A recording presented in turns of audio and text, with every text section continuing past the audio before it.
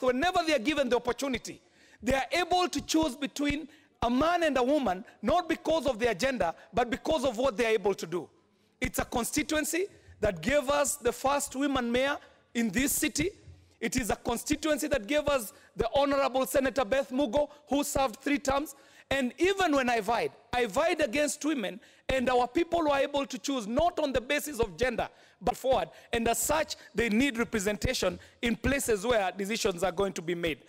Mr. Speaker, our country is a global leader in many fields. And I see a great opportunity for us to bring gender parity as one of the firsts that Kenya is going to lead on for the region.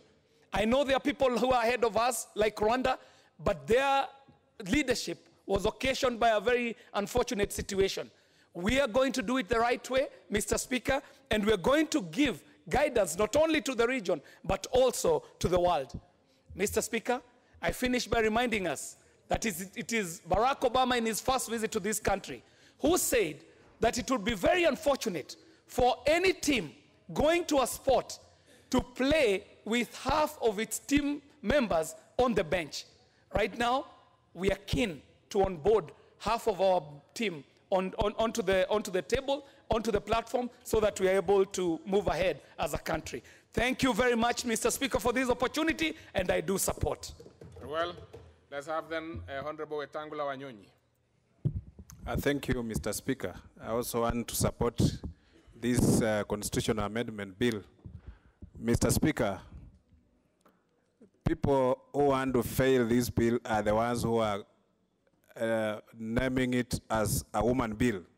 This is a constitutional amendment and is there to achieve the constitutional threshold, Mr. Speaker, of either gender in this House and the representation of the leadership of this Parliament, Mr. Speaker.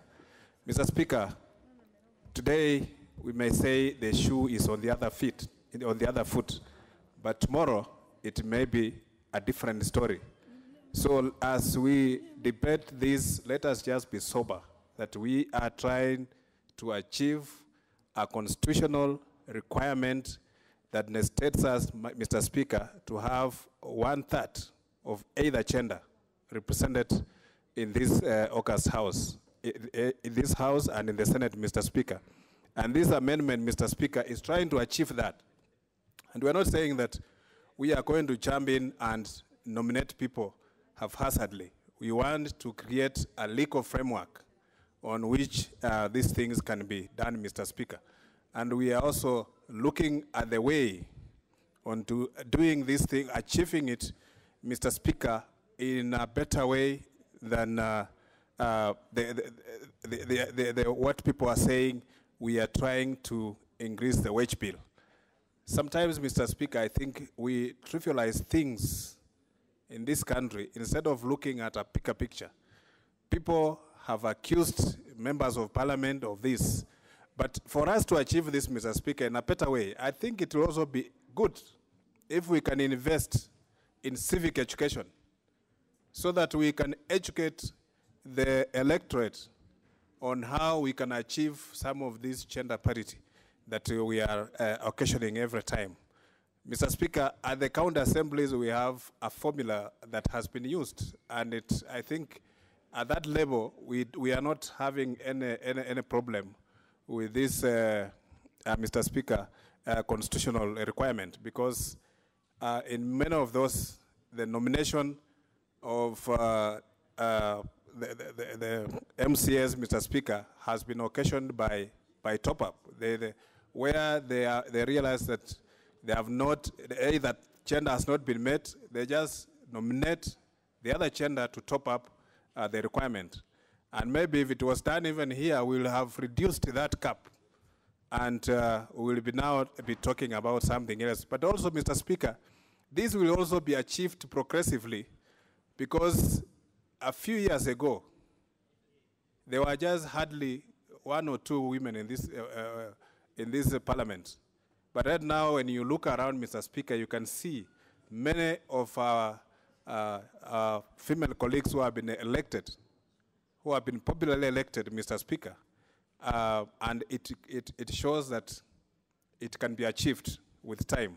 Even 20 years that we have put, maybe at that time, maybe things will change. And I'm sure, Mr. Speaker, at one time, even the men who are so scared about their female colleague coming here, they'll be the ones now requiring this bill to to empower them. And an affirmative action, Mr. Speaker, is not a permanent thing. It's something that just supposed to achieve the requirement, and then after that, Mr. Speaker, once it's achieved, then something else will happen. So, Mr. Speaker, I support this bill, and let us not categorize it as a woman bill. It is a constitutional requirement, and it's a constitutional amendment. Mr. Speaker, I support. Honorable Kelo Odoyo. Mr. Speaker, I thank you. I rise to throw my weight and add my voice to this gender bill that has the potential to cure two most fundamental yet retrogressive ills that have permeated and pervaded our systems for way too long. And number one is discrimination, and number two, inequalities. Mr. Speaker, the space of the Kenyan women in leadership continues to shrink by the day, despite the Constitution recognizing them. And Mr. Speaker, the two-thirds gender rule, in line with Article 81 of our Constitution, would institutionalize increased participation for women in decision-making processes. Mr. Speaker, the executive continues to ignore women in appointments, despite public assurances of their support of women at any given time. By implementing the two-thirds gender rule, Mr. Speaker, it would correct historical injustices against vulnerable groups that have enhanced inequalities since time immemorial. And to buttress the points that were raised by Honorable Nyikal, ironically, Kenya is a state party to the African Charter, the International Covenant on Civil and Political Rights, and the Convention on the Elimination of All Forms of Discrimination against Women, which also require women's protection against violence. It has also ratified the United Nations Security Council Resolution number 1325, which calls for equal participation of women in decision-making bodies through the Kenya National Action Plan of the year 2016. And Mr. Speaker, in the spirit of the handshake, President Uhuru Kenyatta and the People's President, Right Honorable Dr. Raila Amolo Odinga, will need all the support for the Big Four agenda to succeed.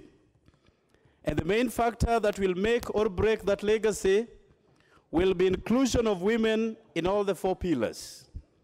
Without women, there will be no true development within this country. Mr. Speaker, we must respect the law because it is a constitutional requirement. It is not a charity to be given to our women. Everyone will tell you that their mother is the best in the world. But that goodness, the highest degree of that goodness must be exhibited in giving them what is due to them. The Bible, a book that I derive my discipline and respect, tells us that give Caesar what is Caesar's. Let us give our women what is due to them. And for that, Mr. Speaker, I support the adoption of this bill to be midwifed into an act of Parliament. Thank you, Mr. Speaker. Honorable Passaris. Thank you, Mr. Speaker, for giving me this opportunity. I stand to support the Constitutional Amendment Bill 2018. Mr. Speaker, I'm a bit worried about the sincerity of this House. We keep talking about let's leave a legacy. Let us pass this right that the women were given by the 2010 Constitution. It is a right. We've implemented everything in the Constitution. Devolution, which costs a fortune, we've implemented it. Now we talk about punda amechoka, the donkey is tired.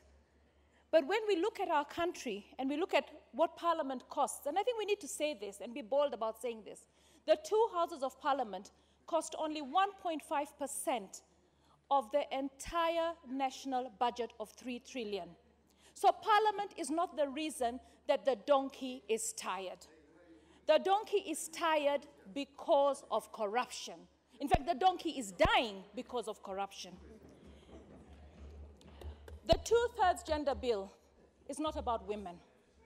But for right now, women are the ones who are marginalized in this house. We needed to have affirmative action. And let me just talk about Nairobi. Nairobi has 17 constituencies. Of the 17 constituencies, had we not had affirmative action, what would have happened is that we would have only had today one member of parliament who's a woman in a constituency called Kasarani, Honorable Mercy Gakuya. There would have been 16 men representing the remaining constituencies. Mercy Gakuya would not be able to go to any other constituency to address the issues of women because she's confined to Kasarani. So we have the affirmative seat of county woman rep. So I, as a woman representative, and all my women reps all over the country, are able to go to the various constituencies. We know that the single county MPs are only 23. We know that the governors are only 3. 3, less than 10%. We should be ashamed of ourselves that we're sitting here asking to be lobbied. Talk to me nicely. Tell me why you want this seat. Why should the women go for nomination and not fight it like you did? For me, the men in this room are not serious. They should be serious to respect the rule of law. What we are saying here is that this is the same constitution that has brought you into this house. Now, I want to talk to the Kenyans out there. The reason why we women cannot serve you, especially the women rep, the 47 women rep, who are the majority, and we are being judged very harshly. The reason why we cannot serve you as well as we do is because every time we ask for money to serve you well, the men who are the majority deny us that money. The last time we were doing the budget, we were given 500,000. We have 6.5 million shillings per constituency when a male member of parliament has 100 million. And you expect me to be judged the same. So I'm asking us, please, let us actually understand that this is in our constitution. And if you fail to pass it, I pray that the judiciary, which is the third arm of government, sends us all home. Because we have been given enough time. We're in contempt of court right now as we speak. In 2016, we were asked for 1 more year to implement and operationalize the 2/3 gender. 2017, we should have done it. We are now in 2018, and we are still asking massagers, talk to us nicely, tell us why we need you. You need to pass the 2/3 gender bill because it is in the Constitution. We passed it, and now you're saying it is going to be very expensive to have the 22 women in National Assembly or to have the 2 women in Senate. It will cost only 280 million. What will be more expensive is the referendum that you want to remove the women, because we know that that is the agenda of the majority of the men. But we cannot run this country without women. Because I'm saying to the president and all the party leaders who've gone on TV and said we support this, why haven't you all called PGs? Why haven't you whipped the members? You whip the members when you want anything passed, but when it comes to the women, President Uhuru Kenyatta was the first one to go and sign he for she. Let him actually do what he needs to do to pass this bill. This is becoming a joke. A majority leader has brought this bill for the second time. If he fails, and he is not used to failing, that means he has not worked hard enough. He needs to work very.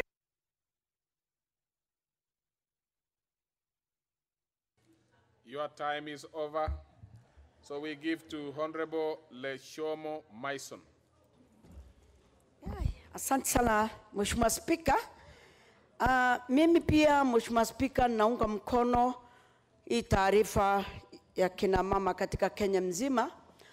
Mheshimiwa Spika, ningependa tu kusema 10 parliament nilikuwa hapa, 11 parliament nilikuwa hapa, na ninashukuru wale wametupatia wengine wetu nominated kuwa ndani ya hii nyumba.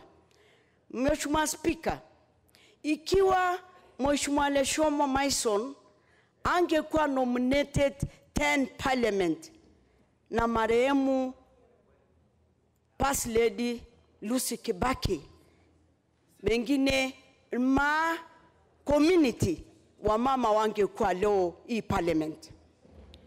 Na nataka kusema hivyo kwa sababu njia tulifunguliwa, na ndio maana tukapata Paris akiwa elected, tukapata Naisula Losuda akiwa elected, tukapata Sara Korere akiwa elected, na walikuwa wawili walikuwa nominated pamoja na Maisole Shoma walikuwa nominated, na ndio maana tukafunguliwa macho. Na nasema shukurani kwa community, community, wanaume wote, wazee na vijana kutuunga mkono, kujua leader pia, mwanamke pia anaweza patikana akiwa leader.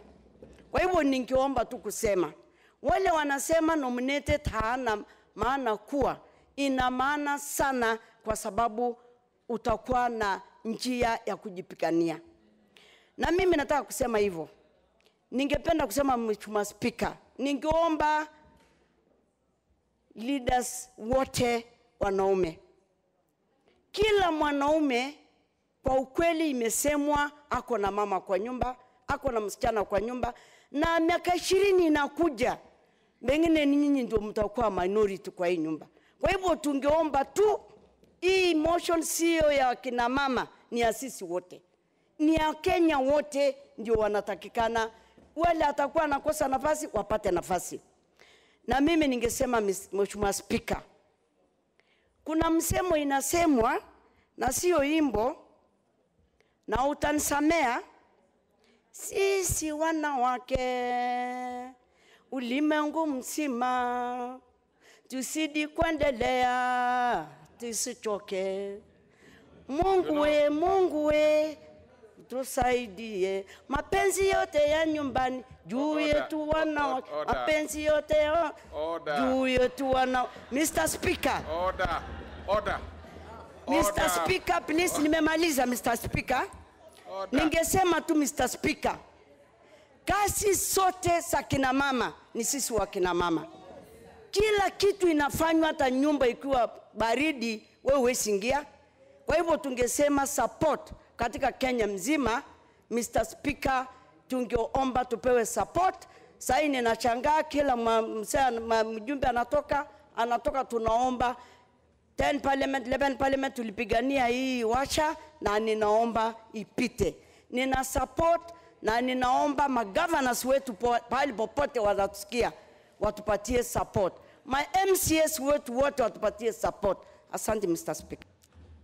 Yes, thank you very much, but I must of course confirm that it's a debating chamber, not a singing chamber. Now, Honorable Adagala Kahai, member for Vihiga.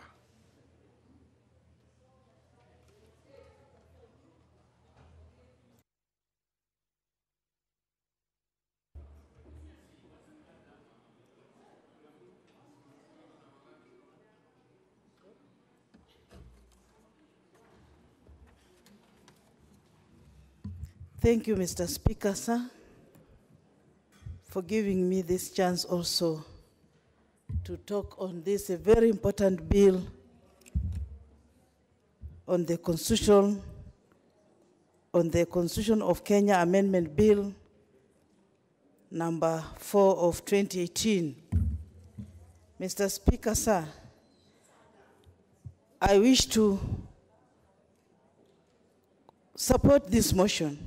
This bill, this constitution bill, it is long overdue. This bill is not all about women only. This bill is for all the gender, and it is long time overdue. How I wished this bill could have gone through in the last parliament, that it was shut down. Somebody has said here, or Barack Obama said, it's unwise to have a half of your team not playing as the country pursues its development goals. This one actually, for Kenya to achieve its development goals needs to involve all gender. Pope Francis said, "Women are important voices in today's society. Sometimes we don't make room for women to show to show how capable they are." Our President Uhuru Kenyatta, he's a champion of gender inclusivity. He was the first person to sign the UN Secretary General for he or she campaign. It is sad for this country of Kenya, the way honorable member says that we massage, we talk, we kneel, asking for this bill to be passed. Mr. Speaker, sir, most of the people, their concern is how the political parties are going to share the slots of this, the remaining 21 slots. This is a house of law. And maybe later, this house can make guidelines, can give guidelines on how political parties will be able to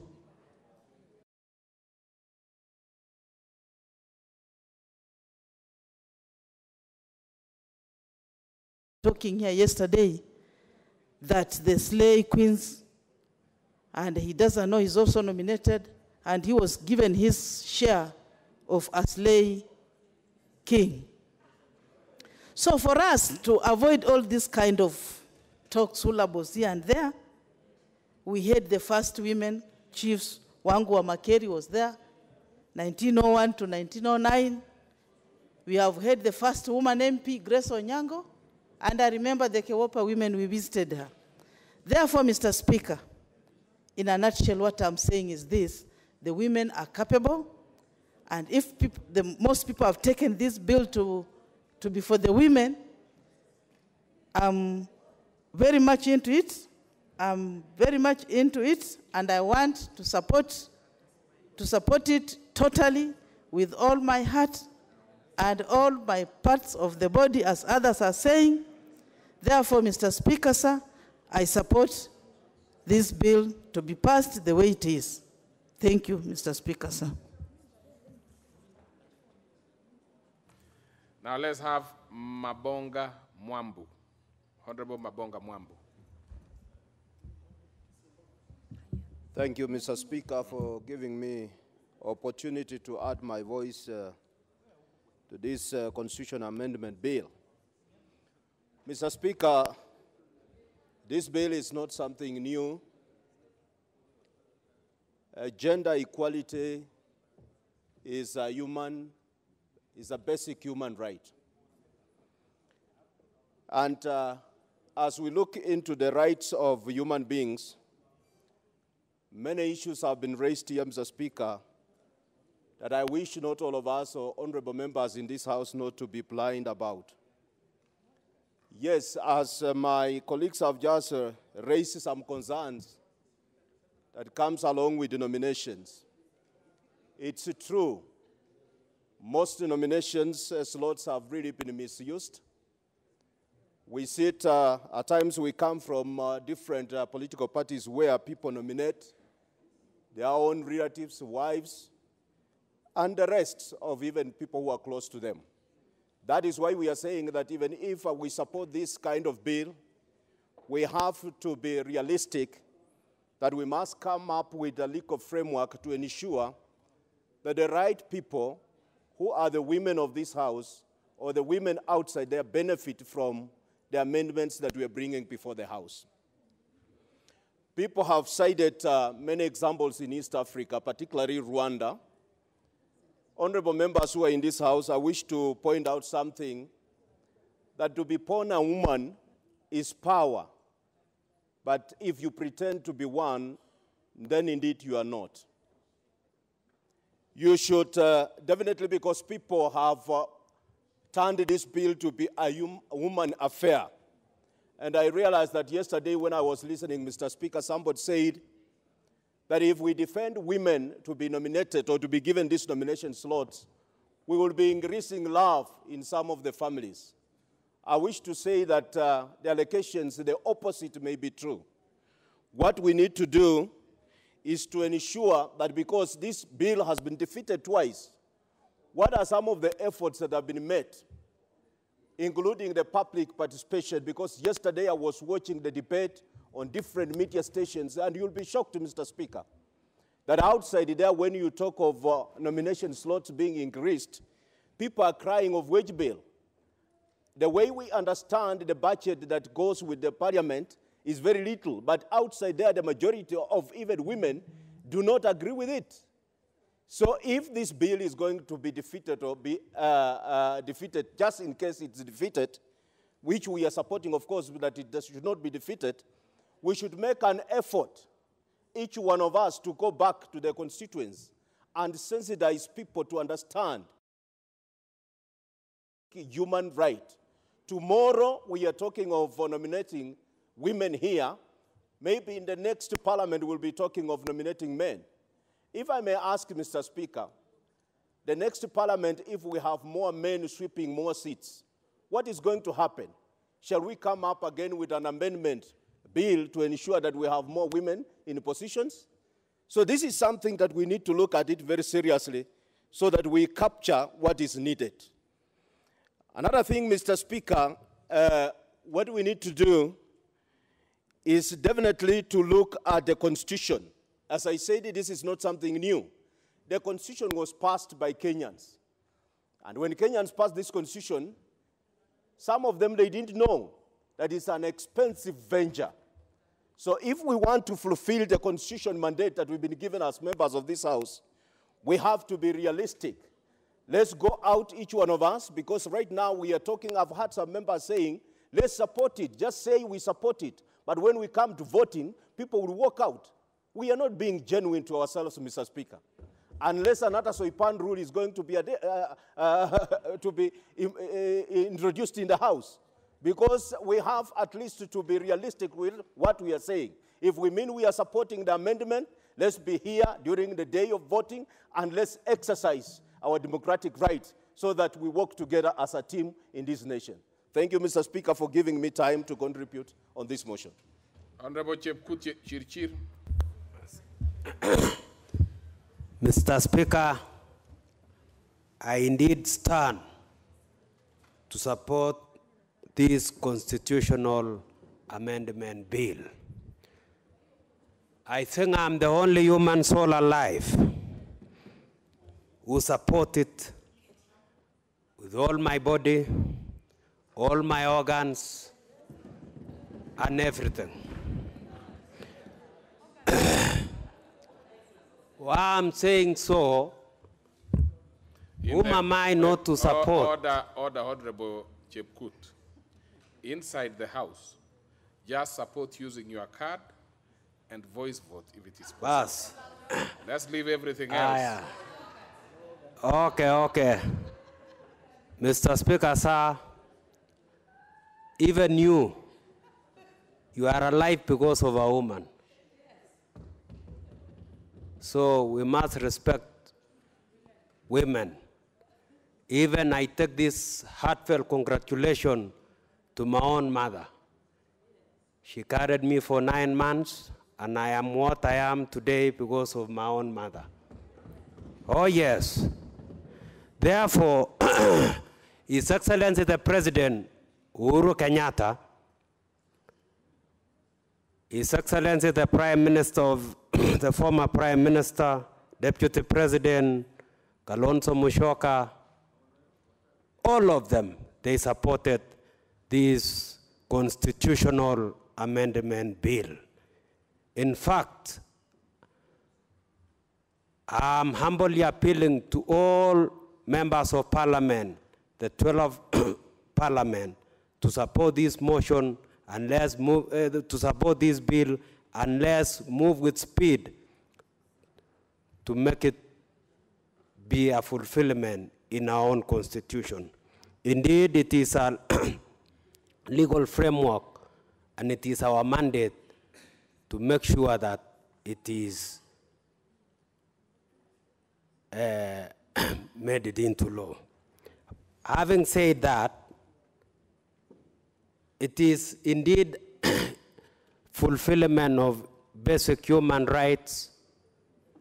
And you all know that our own mothers, daughters, our own sisters are back at home seeing us supporting this constitutional amendment bill. Article 181B and Article 27, we must move with speed so that the President, the Deputy President, and His Excellency the Prime Minister are all happy, because they are the ones who made this constitution happen. And this country is being managed by the Constitution of 2010. So I want the 12th Parliament to go into records that we have adopted and passed this constitutional amendment bill. I support fully, and thank you, Mr. Speaker. Could we now go to Honorable Member for Matayos, Odanga Makoka.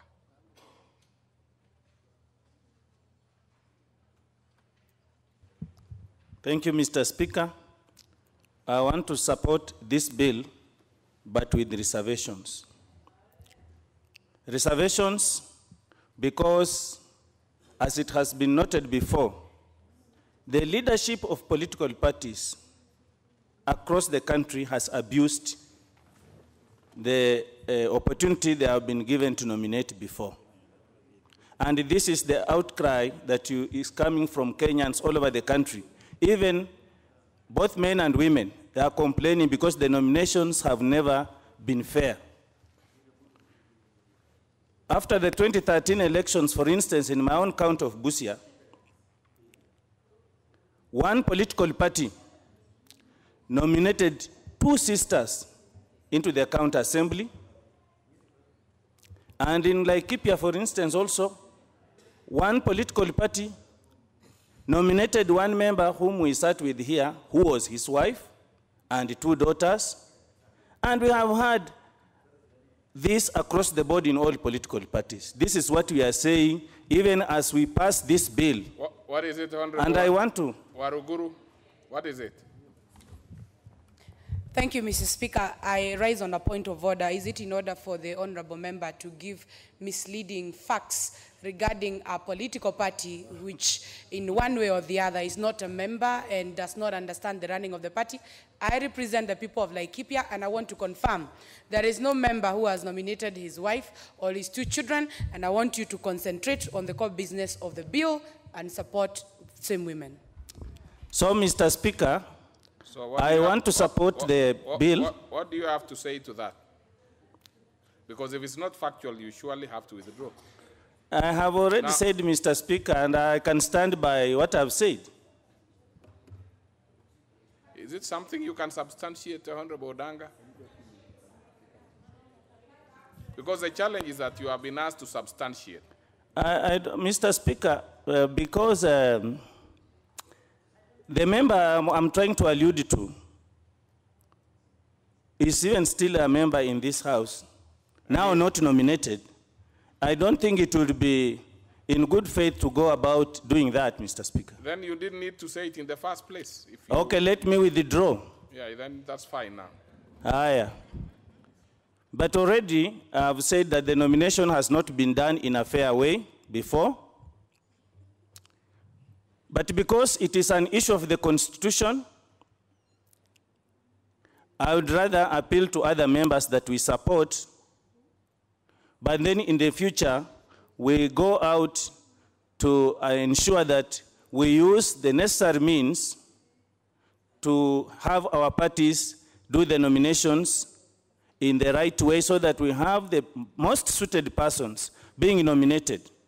We would like, for instance, to see the very local Mama Mboga in our villages also being nominated, taking up these special seats. It shouldn't be an issue of only the women who play around, the party leaders who live in towns, and People have said using various descriptions here. The Honorable Odanga. Yes, please. Did I hear you say lie around? What did you hear? Did I hear you say lie around? The Honorable Mbarire, what is out of order?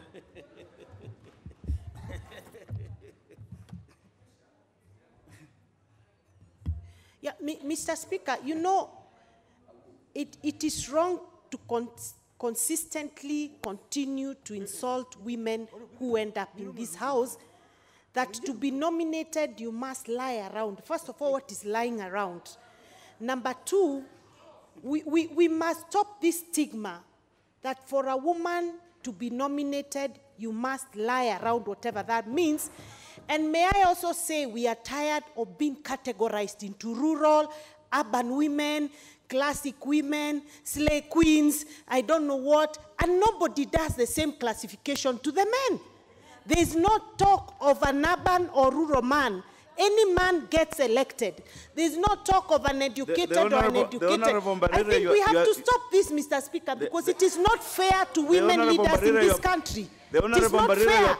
Your point of order is made. I had already asked the Honorable Odanga on this issue of lying around. Mr. Speaker, I didn't say lying. I say plying. Plying around. Plying. Flying. The Honorable Odanga, that is even worse. Just withdraw it and proceed. Just withdraw it and proceed. The Honorable Odanga, just withdraw it and proceed. Very well, proceed.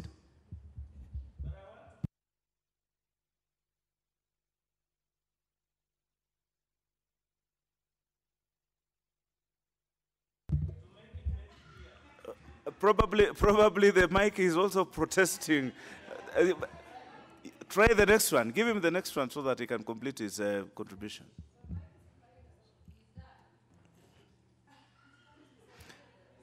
Don't make the mic fly. Just give him the next one. Yes, the Honorable Danga, try. Thank you. Yeah, use the next one.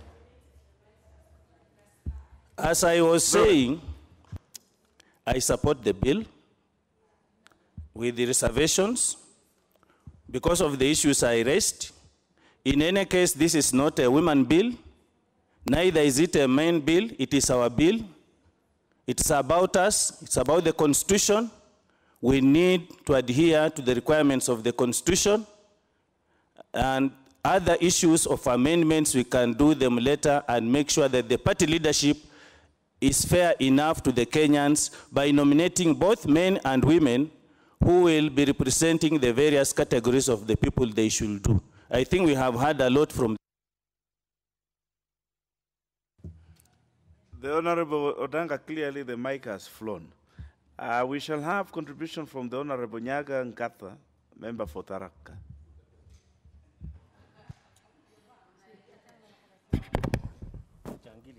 Thank you, Mr. Speaker, for giving me this opportunity to support this bill.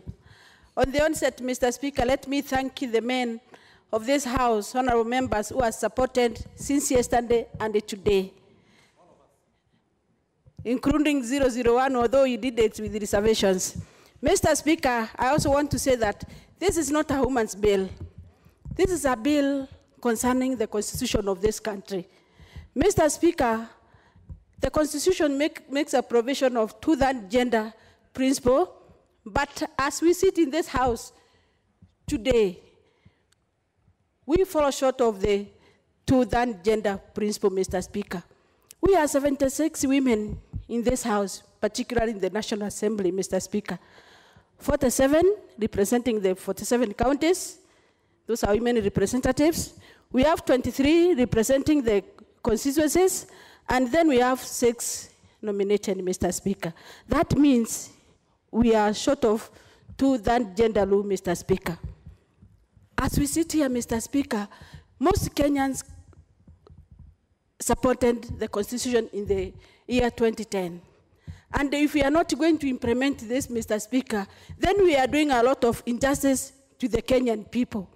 As a House, we need to support the Constitution of this country, because the day we were sworn in, Mr. Speaker, we agreed with our Bibles and the Qurans that we are going to support the Constitution we are going to support what the Kenyans want, but today we have not done it, Mr. Speaker.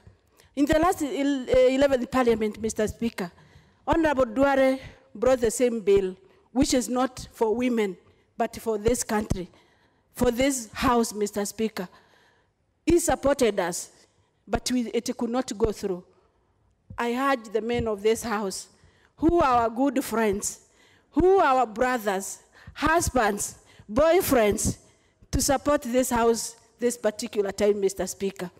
Let us make history in the 12th Parliament. Let us leave a legacy, Mr. Speaker, by supporting this particular bill. And I really want to urge them, if the men of this House are fewer than women today, they could be doing the same thing we are doing today. They could be talking to us. They could be doing all sorts of things so that we could support them. But now, since it is us, who are few in this House, I'm urging them, so with all my sincerity, to support this particular bill. And I support Mr. Speaker. Thank you. Very well. The Honorable Atandi.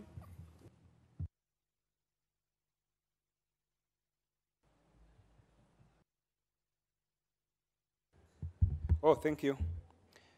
Thank you, Mr. Speaker, for giving me this opportunity to contribute to this bill, Constitution of Kenya Amendment Bill 2018. Mr. Speaker, I want to begin by saying that this is a very simple bill, and the bill is about equal participation of both men and women in democracy, in governance, and basically in decision-making. And, Mr. Speaker, equal participation of men and women in politics is an effective way of good governance. Actually, it's one of the methods that can be used to say whether we are a democratic country or not. And so, Mr. Speaker, this is very simple. I know that there are some fears that have been expressed by men, and I wanted to begin by addressing a few of those fears. One, that, Mr. Speaker, if women are more in a house like this, then men will be outnumbered and men will not have a voice. Mr. Speaker, earlier in the day I was challenging a colleague of mine in trying to address some of those fears, that for me, if today my wife was the President of the Republic of Kenya, I would be very happy. And in fact, I would be carrying her bag everywhere she goes, and I would also be called His Excellency. So the men, my colleagues, men, we really do not have to fear women outnumbering us in decision-making. And there are many examples, Mr. Speaker, of countries that are progressing very well in many aspects of life because more women are in power. An example is Rwanda, Mr. Speaker. Mr. Speaker, if you go to Rwanda, you will find that primary health, which is a very important measure of good health, is progressing very well in Rwanda. In fact, in Africa, Rwanda is leading in primary health. The reason why this is happening is because there are more women in parliament, and therefore they are able to allocate even more resources to critical aspects of life, which matter to both men and women. In other words, Mr. Speaker, what I'm saying is that if there are more women in leadership, then it is good for the health of both men and women. So my point, Mr. Speaker, is that we really do not need to fear a possibility that in future we are likely to have more women in decision-making. The other issue that I think we need, this equal representation is going to address for us as a country is the question of national inclusivity. We know that our women are not as tribal, as ethnic, as men. And this is demonstrated by the fact that today, even if you come from Nyanza, you probably have a girlfriend from Central Province or from any other part of the country, even from Somalia. And this is because women are more open and they are more genuine. So I think, from where I sit, if we have more women in power, in positions of leadership, it is good for both our health. And when it comes to addressing the salient issues of the country, things that matter to everybody, women are more positive. Even in our homes, women run our homes. We are healthy inside our homes because women are making critical decisions. So I wanted to plead with my male colleagues that in this area of this particular legislation, we really have no option but to ensure that we work with women. The other aspect of leadership, which I have seen women are helping this country or the world, is that there is less political corruption where women are in charge. This is a fact. Look at all the corruption cases in court today. 90% are occasioned by men. So I can enumerate many benefits that will come about if there are more or equal, more women in power, or equal women in power as men. So my point, Mr. Speaker, is that this House, we must do everything possible. We must do everything possible within or without the statutes, within the standing orders, to ensure that this law is enacted. That is the point that I wanted to raise, Mr. Speaker. And therefore, I want to support this law, and I want to encourage all our men in this House to also support. Thank you, Mr. Speaker. The Honorable Sankok, you've already spoken to this. No, there is nothing out of order. The Honorable Atandi has made very substantive and clear contributions to this. And it is encouraged to those who will make contributions after him to copy his example. We shall have the Honorable Yusuf Halima.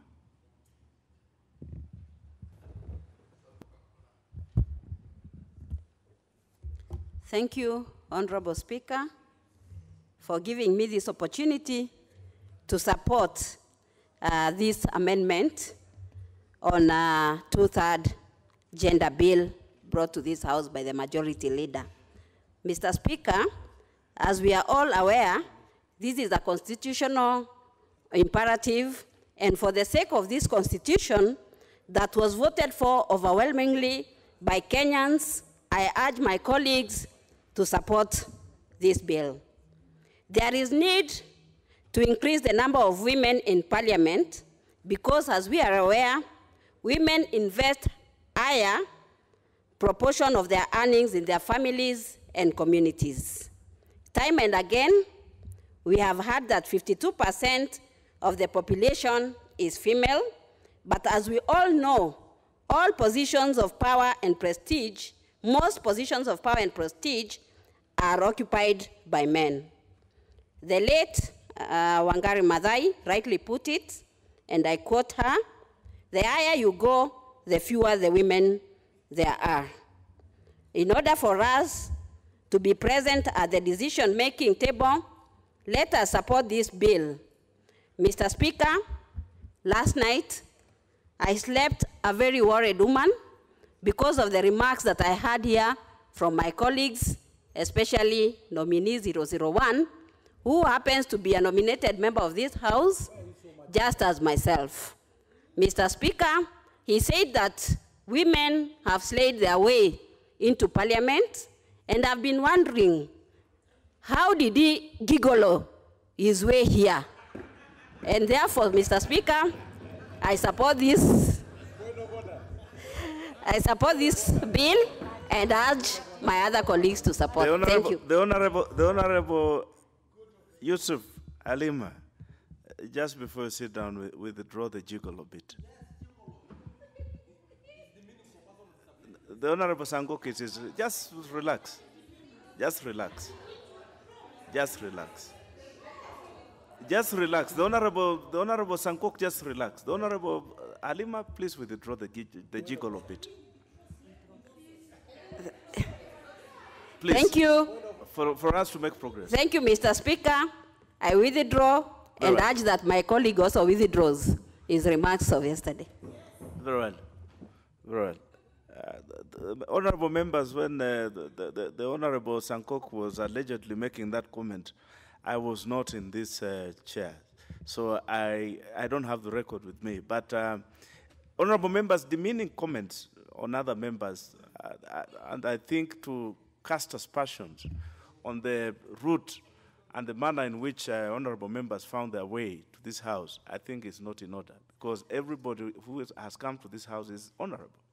And the route through which they found their way to this August House is an honorable way that is founded upon the law and the constitution of this country.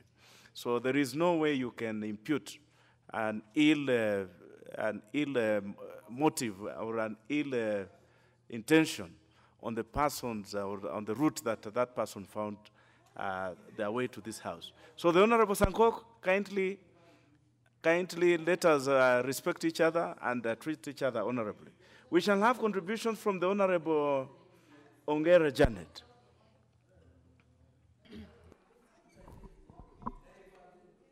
Thank you, Mr. Speaker, for also giving me this opportunity so that I may also make my contributions to this historical debate.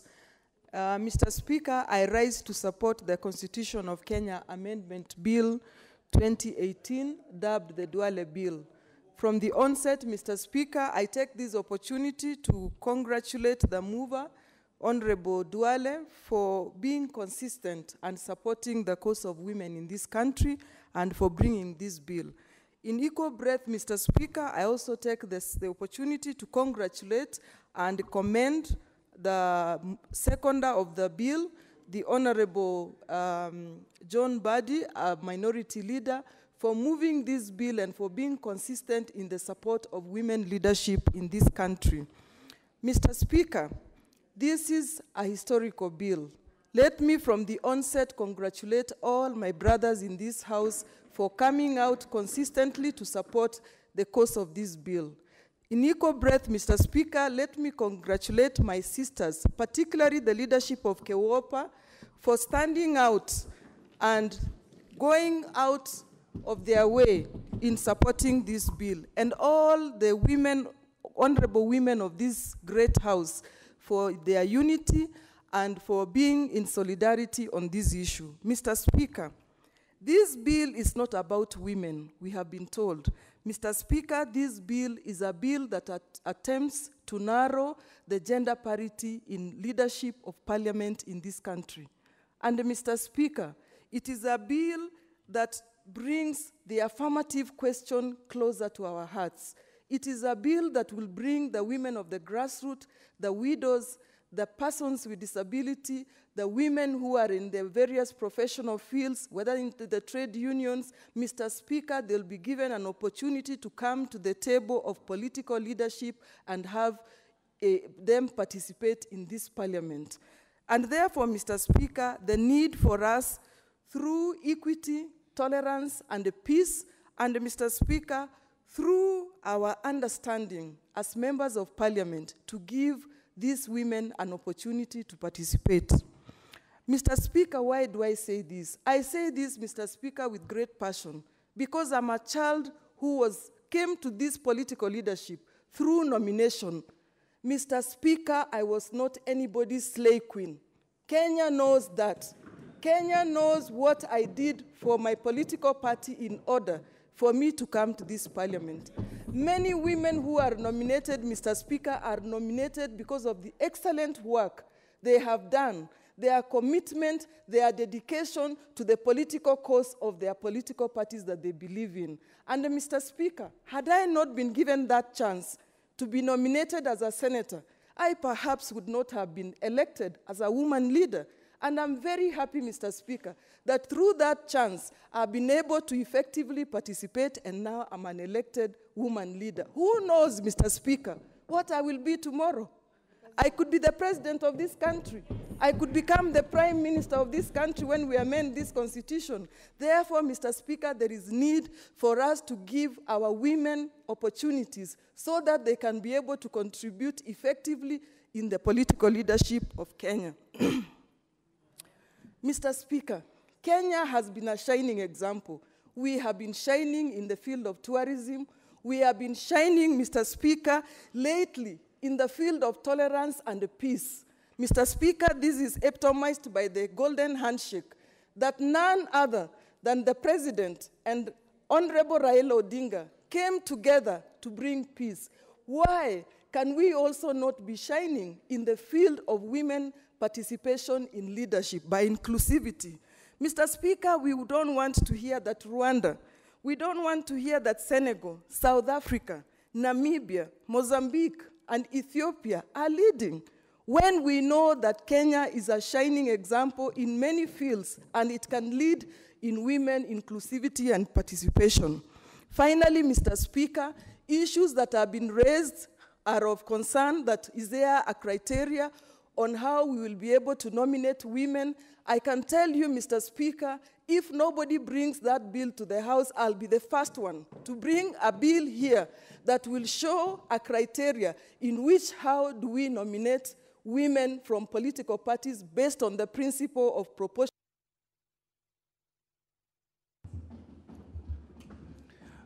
Very well spoken, the Honorable Ongera.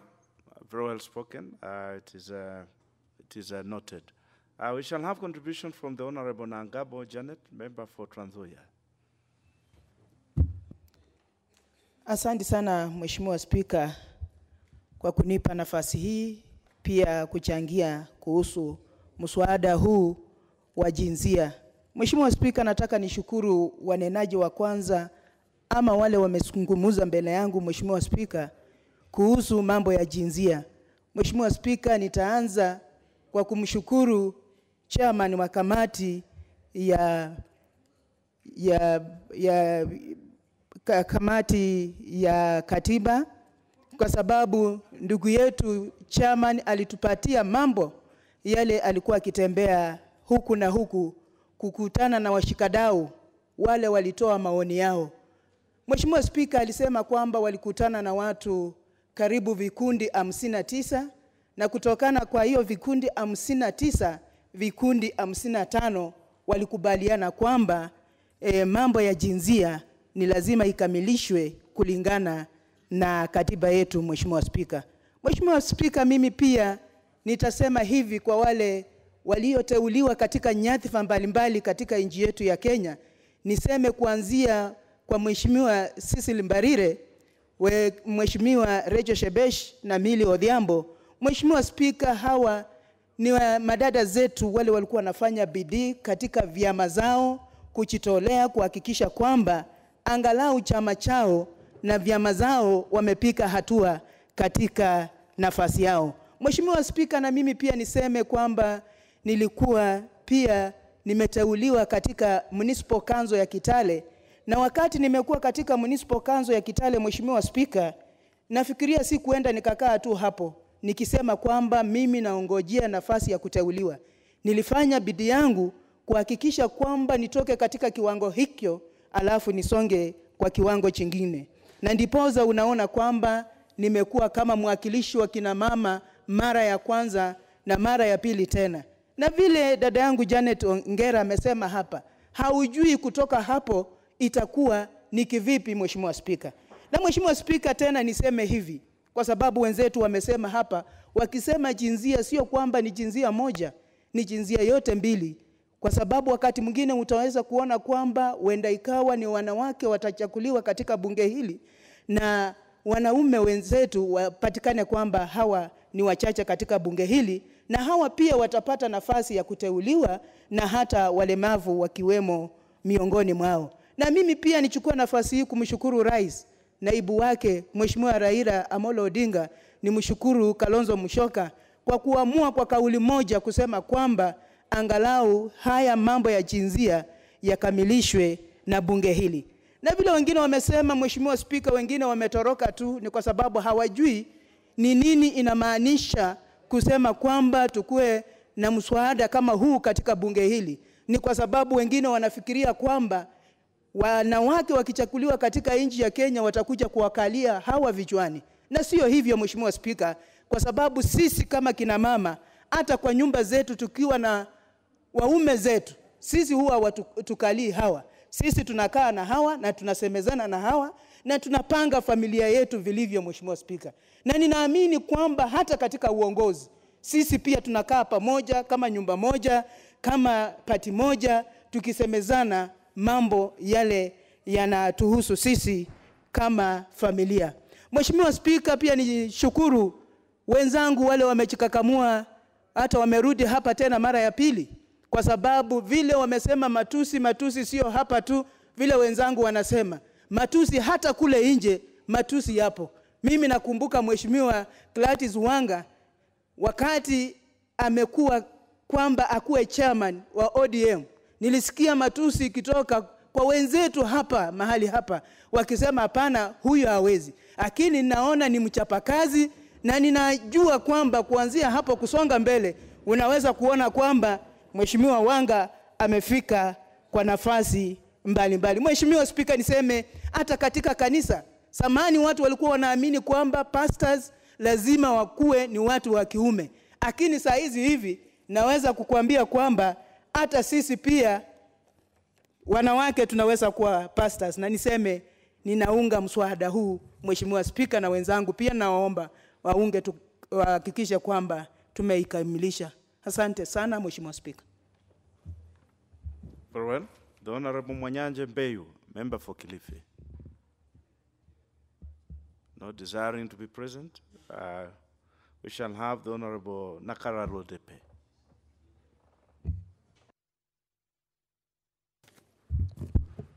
Thank you, Honorable Speaker. I just want to add my voice on what already has been spoken. But, Honorable Speaker, that's what we call legacy in leadership terms. Legacy is what you'll be remembered for while you are on earth. Honorable Speaker, we want this House to be remembered in history.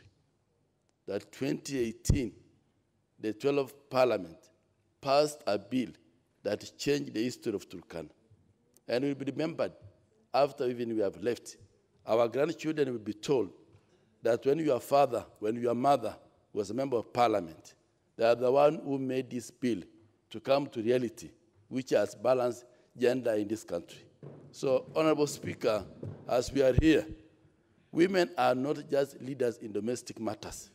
We are making a law that will make our women internationally and nationally leaders. When we talk about cooking food, when we talk about whatever, those are nonsense. Women are equal to men. They can do what men can do. So when we are talking about leadership, we don't refer things that are domestic. We talk things that are national. We talk things that are international. So we are making a law not because we want to see ladies doing good things for us. We want ladies who are going to stand when this nation is at crossroad. We want ladies who will stand when this country needs them.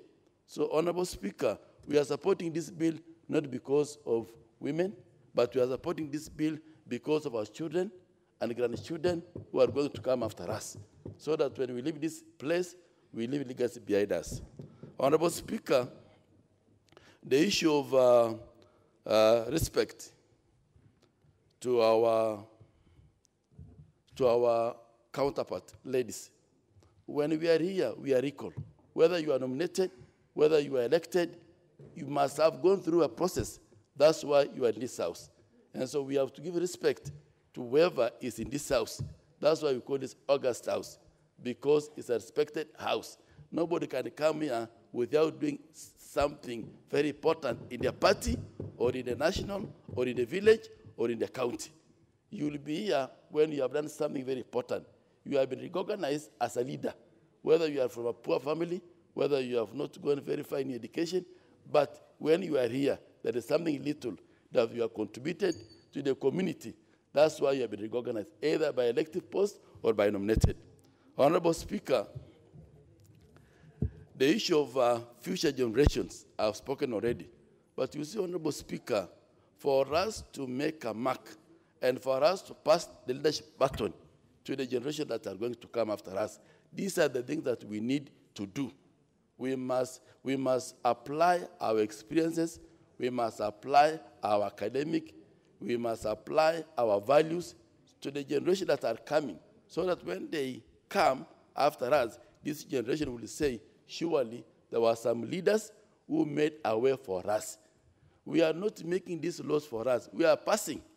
Because as a leader, whenever you get into leadership, you must be prepared to live. You must have exit strategy, so that when whoever comes after you, Honorable Speaker, he will get a place to say there was a leader here who made this to happen.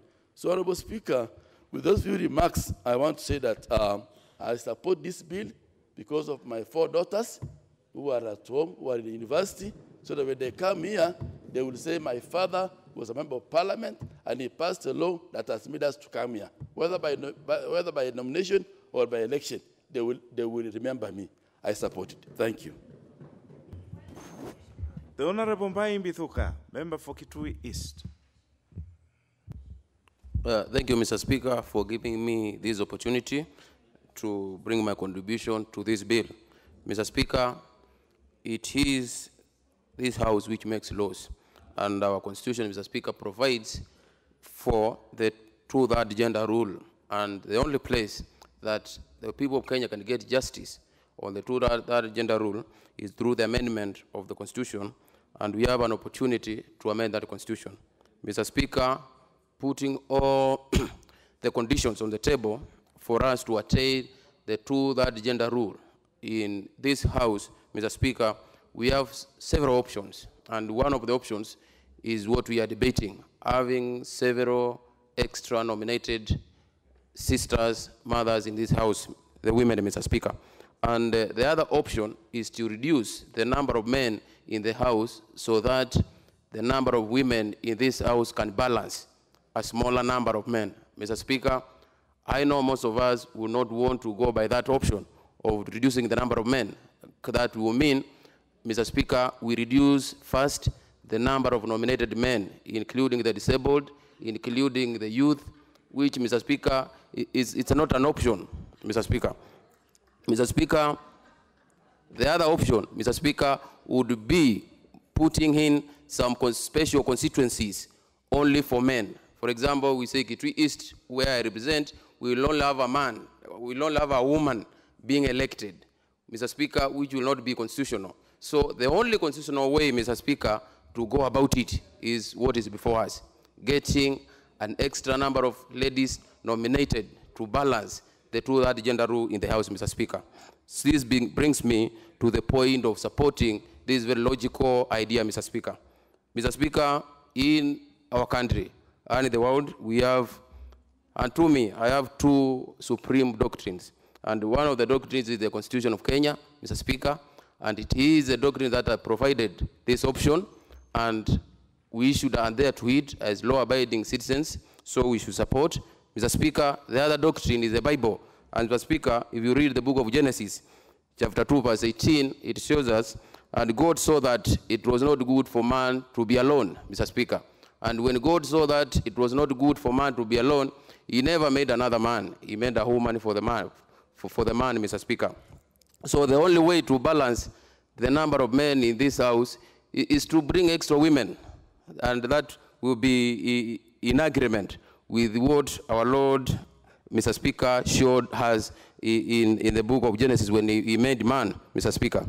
Mr. Speaker, it is, just the other day we were discussing the medical cover for us and our families, and several members actually, and I was shocked to see a member who, Mr. Speaker, was suggesting to have several, in quotes, wives, Mr. Speaker, covered under his... The Honorable Mbithuka, you are going beyond what was discussed in that forum. I think the meaning of Kamukunji is that whatever is discussed in Kamukunji is sealed.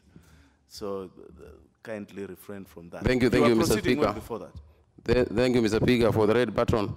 Mr. Speaker, let's say, given an option, if the membership of this House, Mr. Speaker, they are alternates. Let's say if I was not to be in, I would be given an opportunity to get another Kenyan who would sit in for me. Mr. Speaker, all the men in this House, Mr. Speaker, would opt for an option of a woman to sit in for themselves, Mr. Speaker. An example is if I were given an opportunity, the day I will not be in Parliament, for somebody from my constituency to come and represent me, majority of the members, Mr. Speaker, would have women. That means having more women in positions, Mr. Speaker, is a point that men trust. And we have no reason not to support this bill in the 21st century, Mr. Speaker. And with a few remarks, I beg to support. Thank you. Well, the Honorable Mbithuka, we shall have the Honorable Kwome.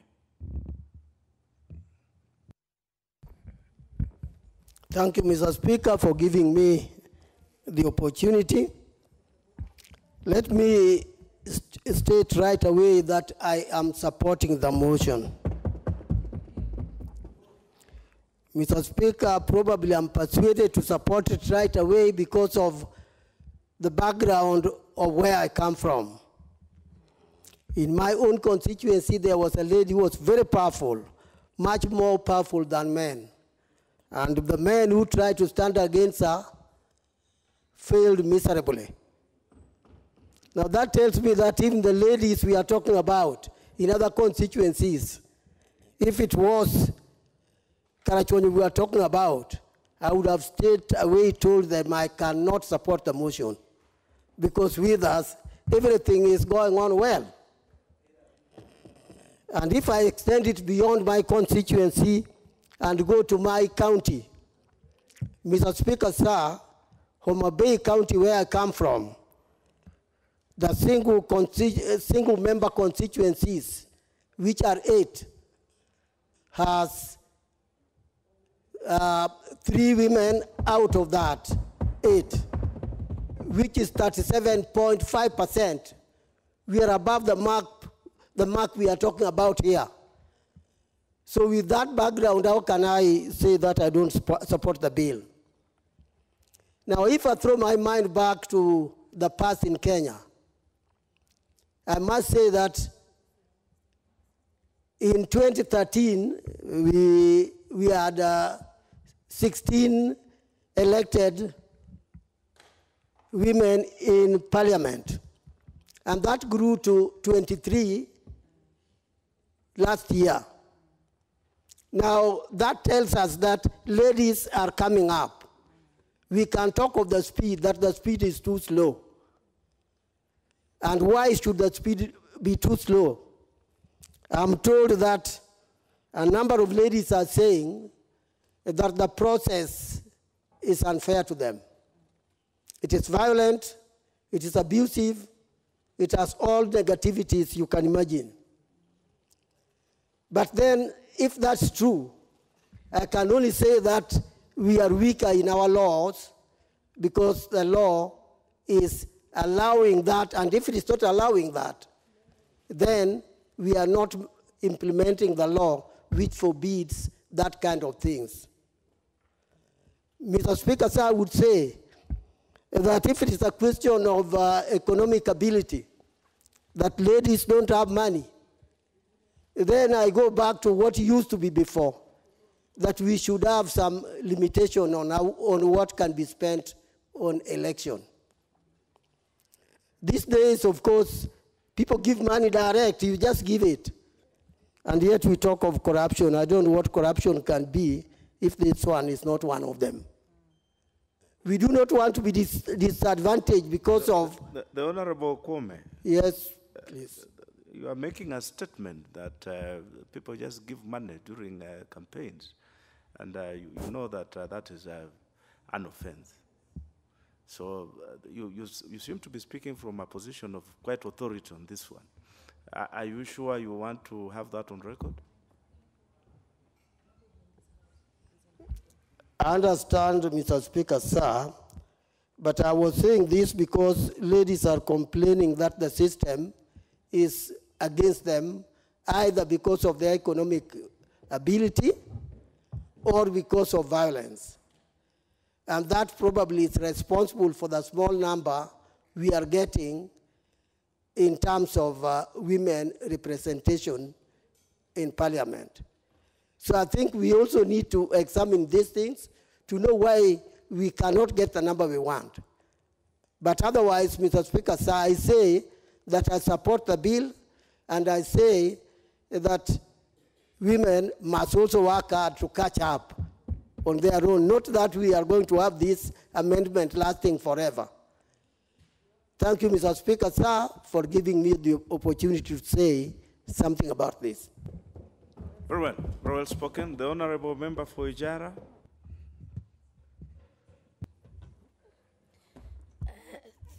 Thank you so much, Mr. Speaker, for giving me this chance to contribute to this very important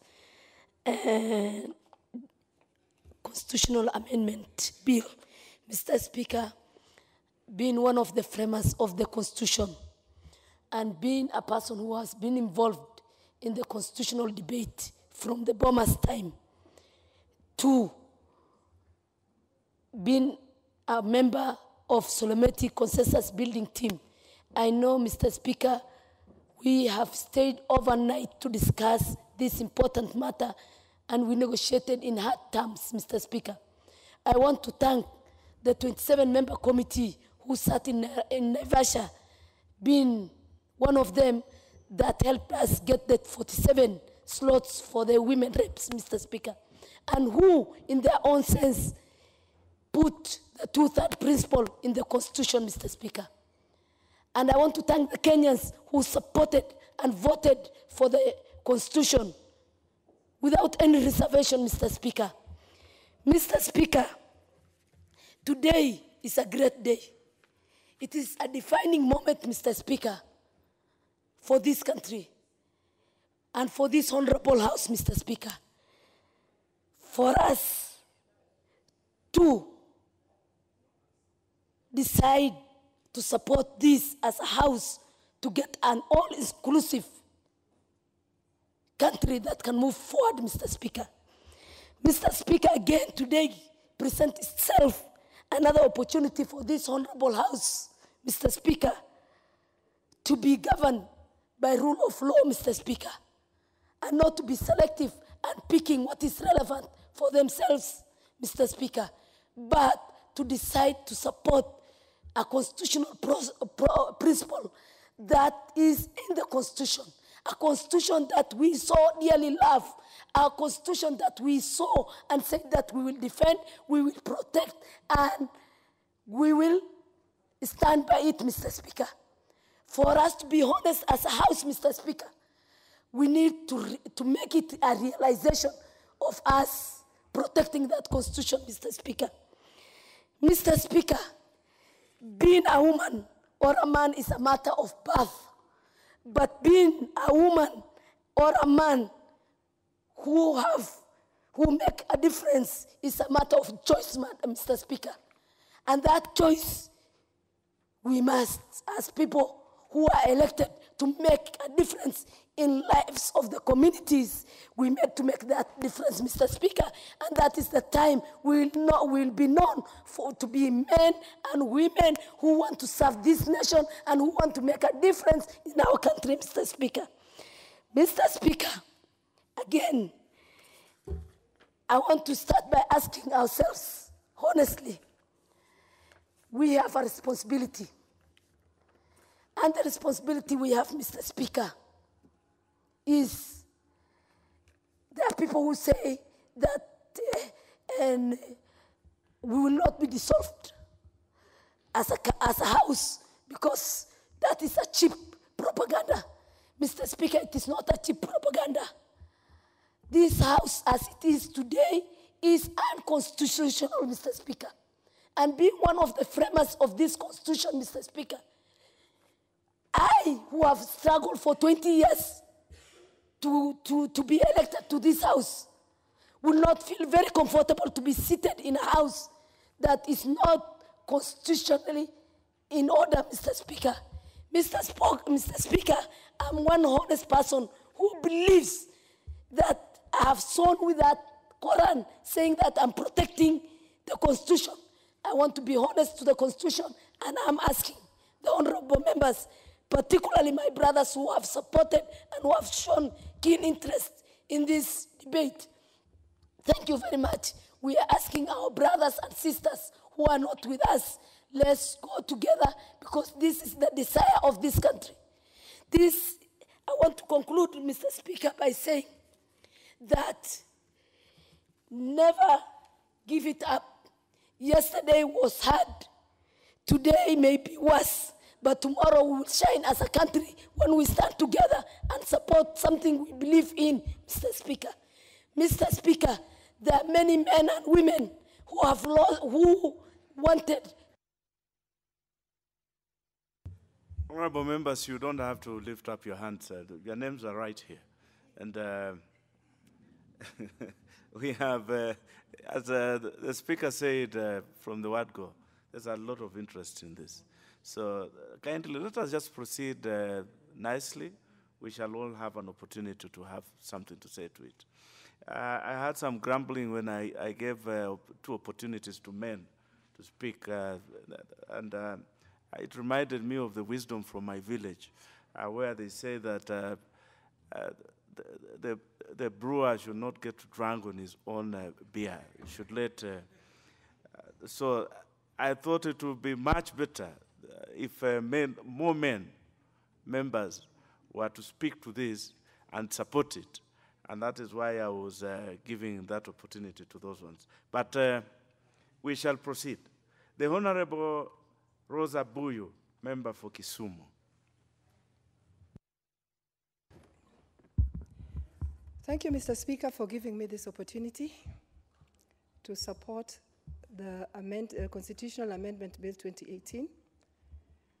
Mr. Speaker, for a long time, I've been in the trenches fighting or campaigning to ensure that the principle of the 2/3 gender rule is actually effected. But that has always been from the outside. Today, Mr. Speaker, I'm highly privileged to sit in this House where legislation is actually made to ensure that this bill actually becomes operationalized.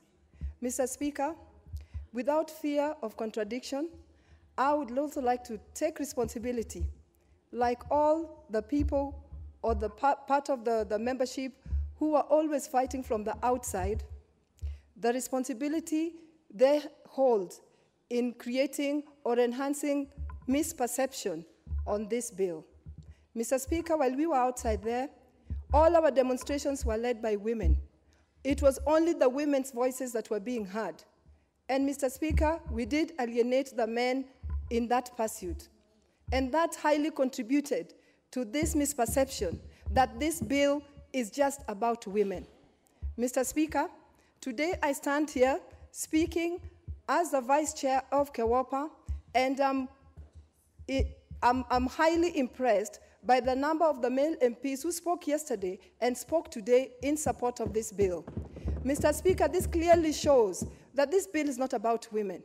It clearly shows that this bill is not only about girls, but it is about Kenya. It is about advancing the development of Kenya with participation on legislation and governance by both sexes, men and women. And Mr. Speaker, as I look at this bill, my mind goes back to the theory of Oedipus complex, where it clearly states that men have a special bond with their daughters, and women, or the female, have a special bond with their sons. Mr. Speaker, I watch my male colleagues in this House striving to give the best for their daughters in terms of education, in terms of healthcare, and holding high aspirations for their daughters. And, Mr. Speaker, hoping that their daughters will live to their fullest potential. Mr. Speaker, this bill comes to hold their hand and to cushion any gender which might not reach their full potential because of some barricades or artificial blockades that have been put on their way. Mr. Speaker, this is a bill to ensure that Kenya moves forward and moves forward together with both men and women. Mr. Speaker, the Constitution, equality is a principle that's addressed throughout our Constitution. Mr. Speaker, when it is acknowledged that there are loopholes in equality in whatever sector or segment of our country or our life, Mr. Speaker, the Constitution comes with affirmative action. In mind, I have the Equalization Fund. Mr. Speaker, it's recognized and truly recognized that not all parts of Kenya have developed with the same, to the same level. The Constitution then comes with an affirmative action to ensure that even those regions that have not developed, as well as the others, are pulled up so that they can come to a level that is similar to the other regions. Mr. Speaker, that is a form of affirmative action. Mr. Speaker, coming up with the results or looking at the KCP results of yesterday, Mr. Speaker, we see that affirmative action actually works. For a long time, we've had a debate of the girl child being defranchised because they do not have equal opportunities with a male child. Not because they don't go through the same education system, not because they do not have the same teachers, not because their schools left for only girls, but because girls from the age of 13 undergo the natural process of menstruation. Mr. Speaker, during menstruation, if a girl does not have proper menstrual protection, many occasions, girls from the rural areas or from the vulnerable families do not go to school during such a process because they do not have good protection. But, Mr. Speaker, when they lose 5 days in a month, which actually totals up to 45 days in a year. Mr. Speaker, if you calculate the number of months that a girl child in Form 1 to Form 4 will miss school, it comes to... Yes, the Honorable Rosa Buyu, very eloquently delivered, very well spoken, very convincing. That we have affirmative action in other areas, and it is important for those that climb the ladder to hold it in place for the other ones who might be not as fast to also get to the top of the tree to enjoy the fruit. Very well spoken. We shall have contribution from the Honorable Wanjiku, member for Laikipia.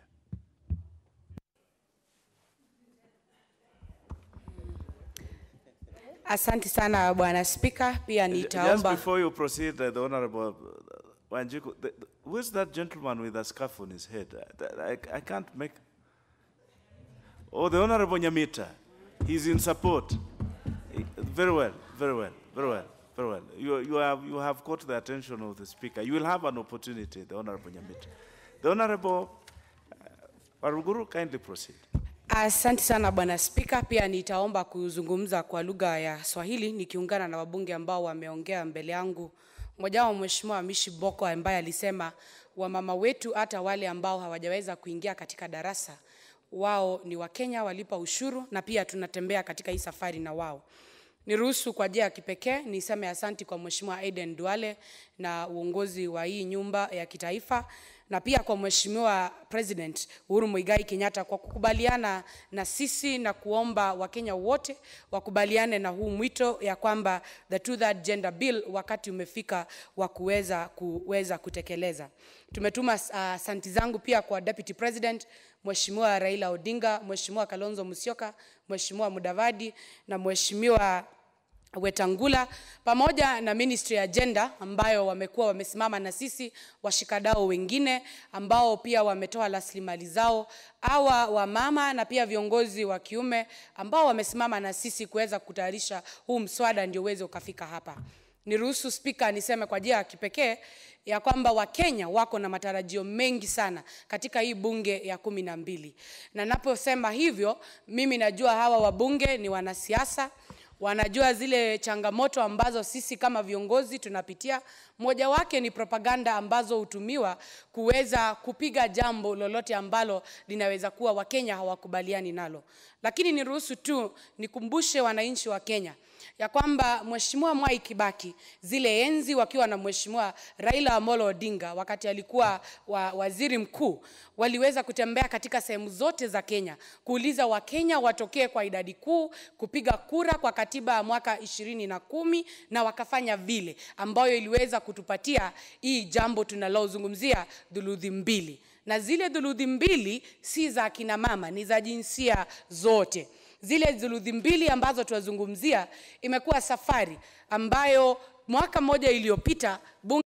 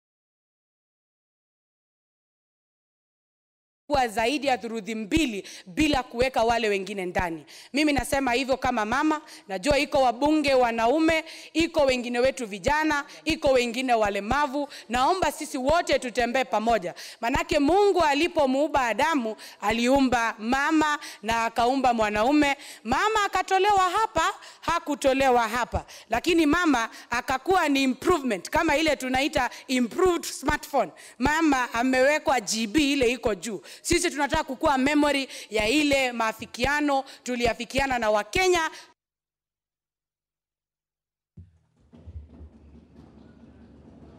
The Honorable Wanjiku, it is your contribution that the woman is a fortified, a better version of the original creation. Very well. I shall have contribution from the Honorable Obara Akinyi, member for Kabondo Kasipul.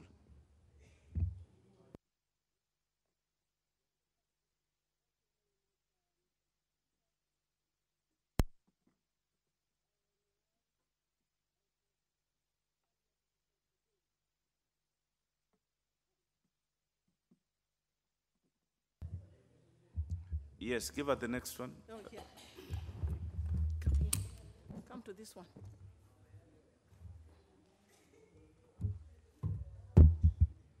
Oh, sorry for that.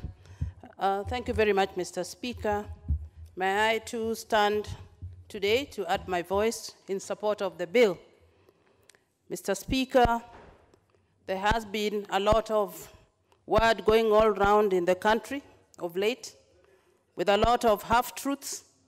And I'm happy that as of yesterday, a lot of this has been clarified.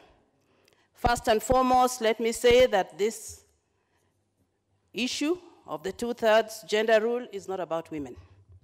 It is about inclusivity, fairness, equity, and also leaving no one behind. Mr. Speaker, the people of Kenya spoke many years back, and they said that they needed to have at least 2/3, not more than 2/3 of any gender in positions of leadership. Mr. Speaker, it has taken a long time from 2010 to date, and we are aware that Parliament has attempted 2 times to try and pass this bill, and it has failed. Mr. Speaker, we are aware too that the Supreme Court has proclaimed itself and said that the Parliament as it is not properly constituted, and has given this House an opportunity to correct this gap. Mr. Chairman, we are the House that makes laws, and we know that the Constitution is supreme. What reason would we give to the Kenyans, whom we represent in this House, for not passing this bill this time? If there is anything that we should be remembered of, I think this should be our legacy as the 12th Parliament. We have seen the numbers. It is not longer the 50s and the 100s that has been flying around. It is only 21. Mr. Speaker, we have also seen the figures, the resultant figures in case of a financial implication, and these too can be accommodated within the budget of Parliament through reallocation or even a simple supplementary budget. But we have seen that it is 282, just thereabout, million per year. I'm not saying that this is little money, but I'm saying that this is money that we can afford to accommodate, to be able to bring in the women, in this case. Tomorrow it may be the men, to this House. Mr. Speaker, Kenya has been a trailblazer, and this is a reality. But unfortunately today, on this matter, we are trailing behind in the region. Uganda, Rwanda, Tanzania are now way ahead of us. And yet we had powerhouses, women like Mama Phoebe Asio, women like Grace Ogot, women like Chelegat Mutai. They were all here in this House. And yet it is something that is within our control. We have said that, it has been said here, that the mechanism is not quite right. And that is one reason that is being floated around, that how are people nominated? If this is the only reason, then this is something, as I've said, that is within our control, that we can put the mechanism in place where fairness, as we are always known for as women, fairness will prevail. And those who sit as nominees in this House will surely and truly deserve, as they have, and I can say they have, from even the ones that have been nominated before, we have seen what they've been able to do. And I want to say that women, when they come in, I believe that many, many more will be elected through the ballot, because the impact that they are going to leave behind will be remembered for a long time. Watch the space. The 23 will turn to 30 or even 40. Thank you very much. And I support once again. We shall keep our eye on this space. The Honorable Chepkoech Joyce, member for Bomet.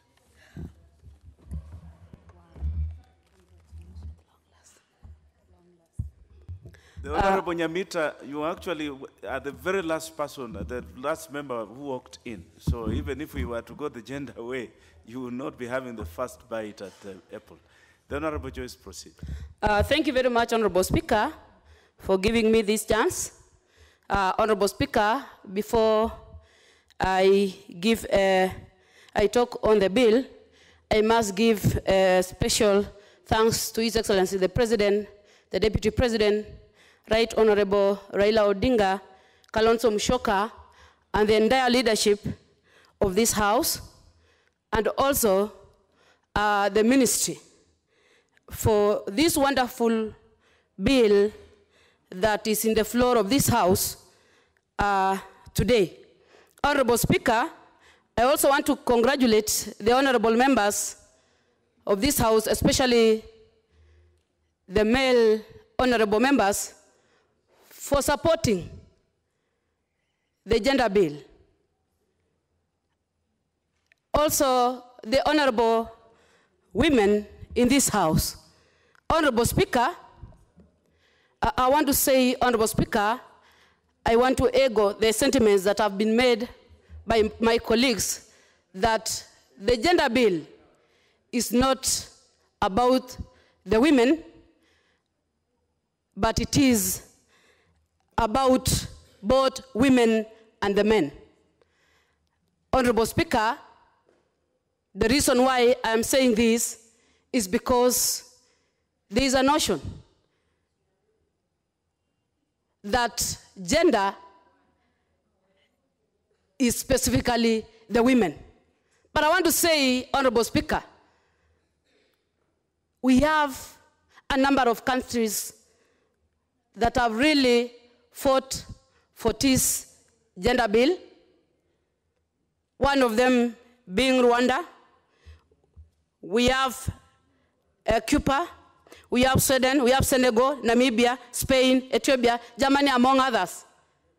Honorable Speaker, Rwanda being on the lead with 64% women in parliament.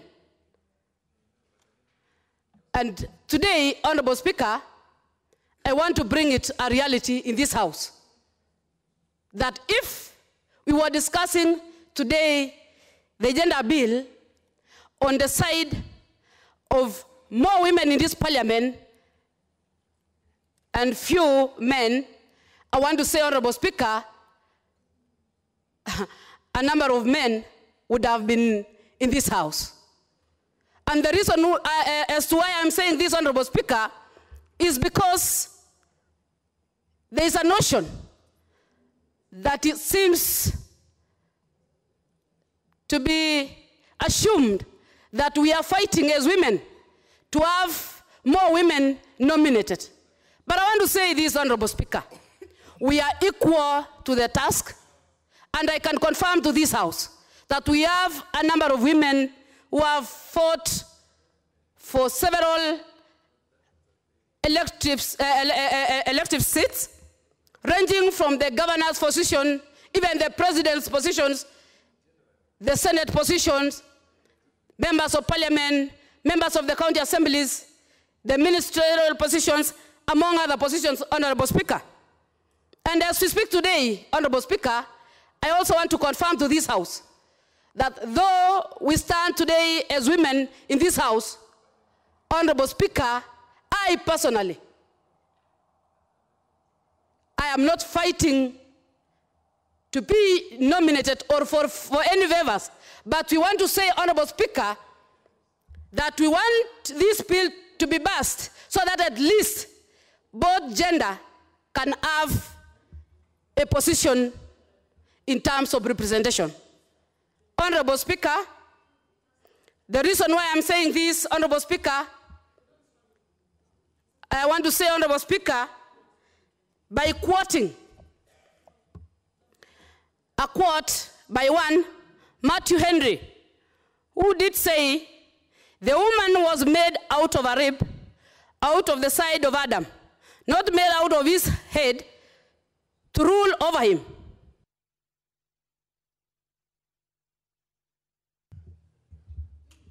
The Honorable Joyce, I'll grant you 30 seconds to finish that quote so that it's cut. Thank you very much, Honorable Speaker.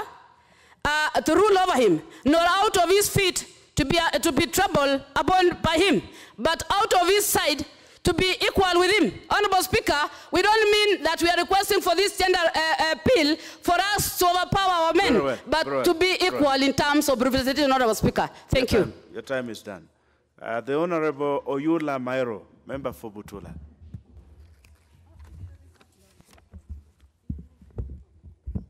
Thank you, Mr. Speaker, to give me this opportunity to also contribute on this important bill. Mr. Speaker, this is a constitutional amendment bill, which has been overdue for a long time, Mr. Speaker. Mr. Speaker, when we entered this parliament on the first day, we all swore to defend the Constitution. And looking at the Constitution, looking at the way Parliament was constituted, it was not constitutional, Mr. Speaker. And therefore, taking that into account, it was important, Mr. Speaker, that this amendment bill be brought to Parliament to correct the situation. What we are doing now, Mr. Speaker, is trying to bring back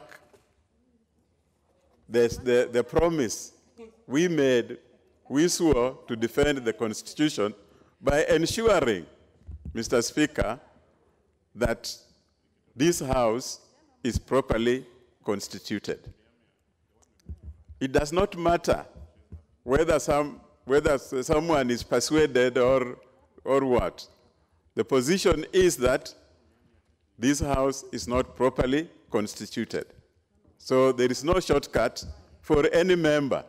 Every member must realize that and ensure that the situation is corrected and we get back to the right route, Mr. Speaker.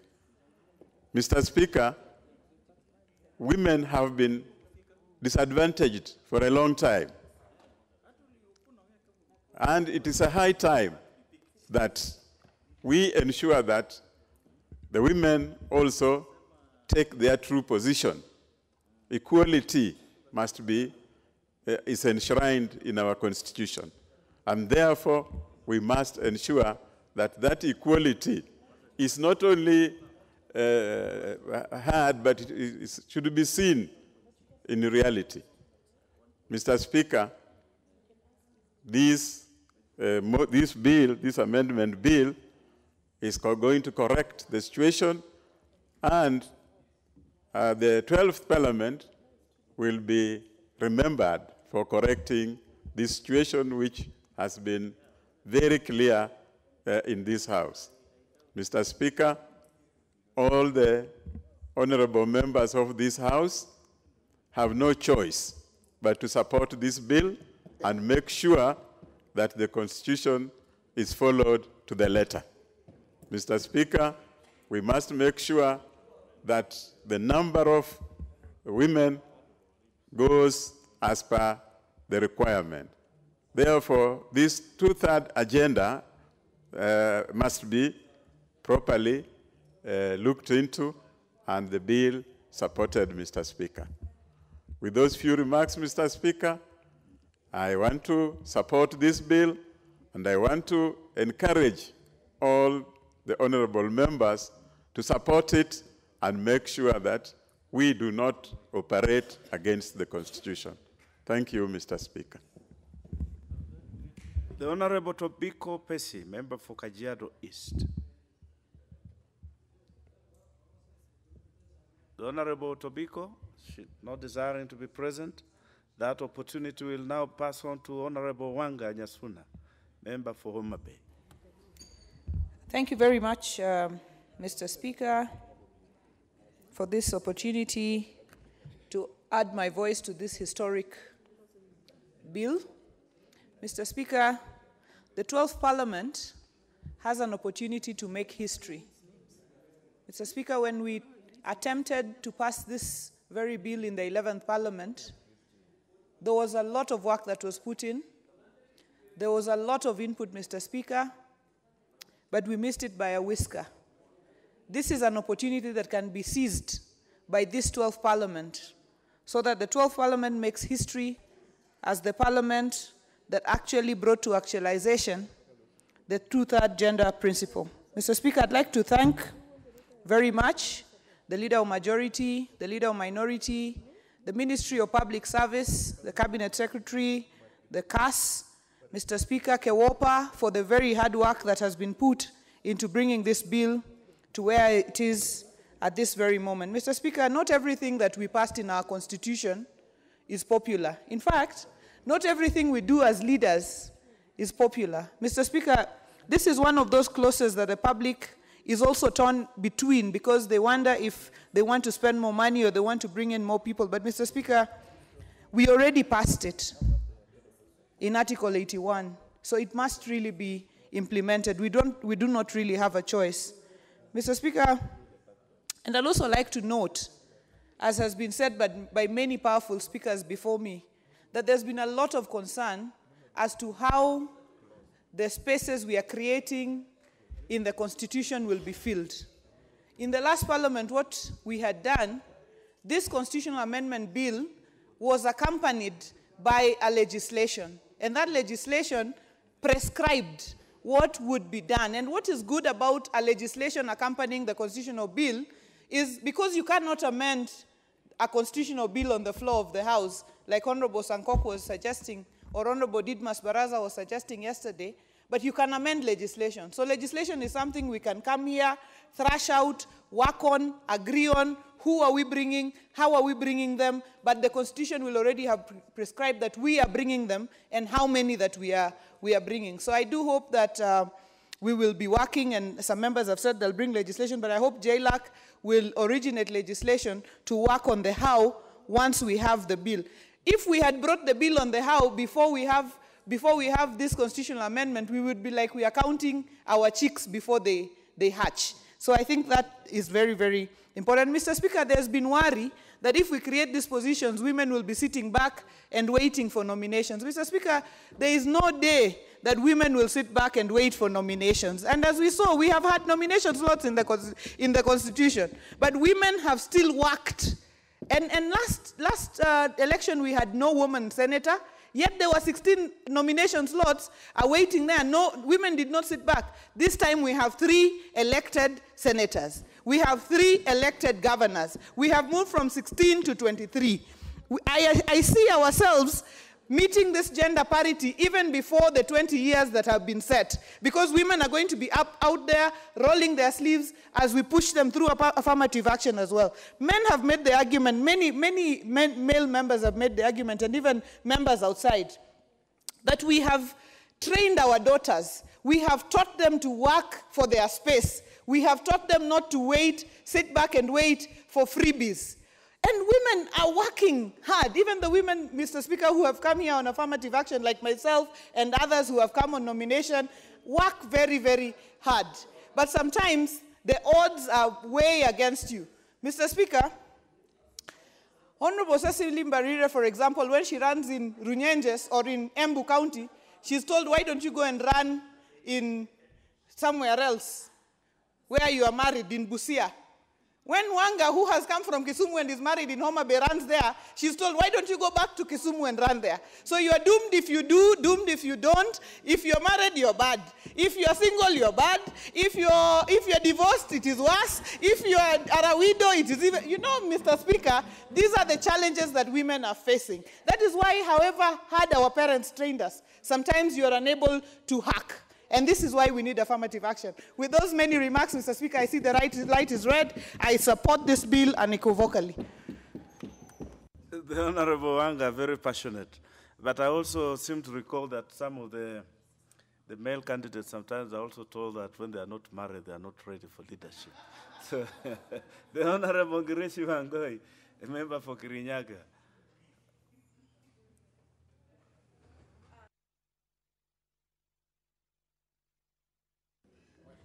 Oh, thank you, Mr. Speaker.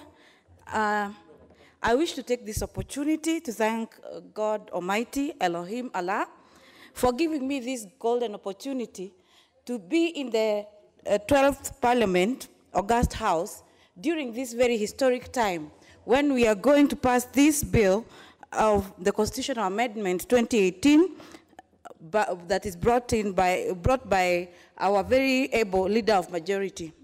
I also, Mr. Speaker, sir, I want to thank as chair of KEWOPA, I wish to express my gratitude and appreciation to our President, His Excellency, Uhuru Muigai Kenyatta, our Deputy President,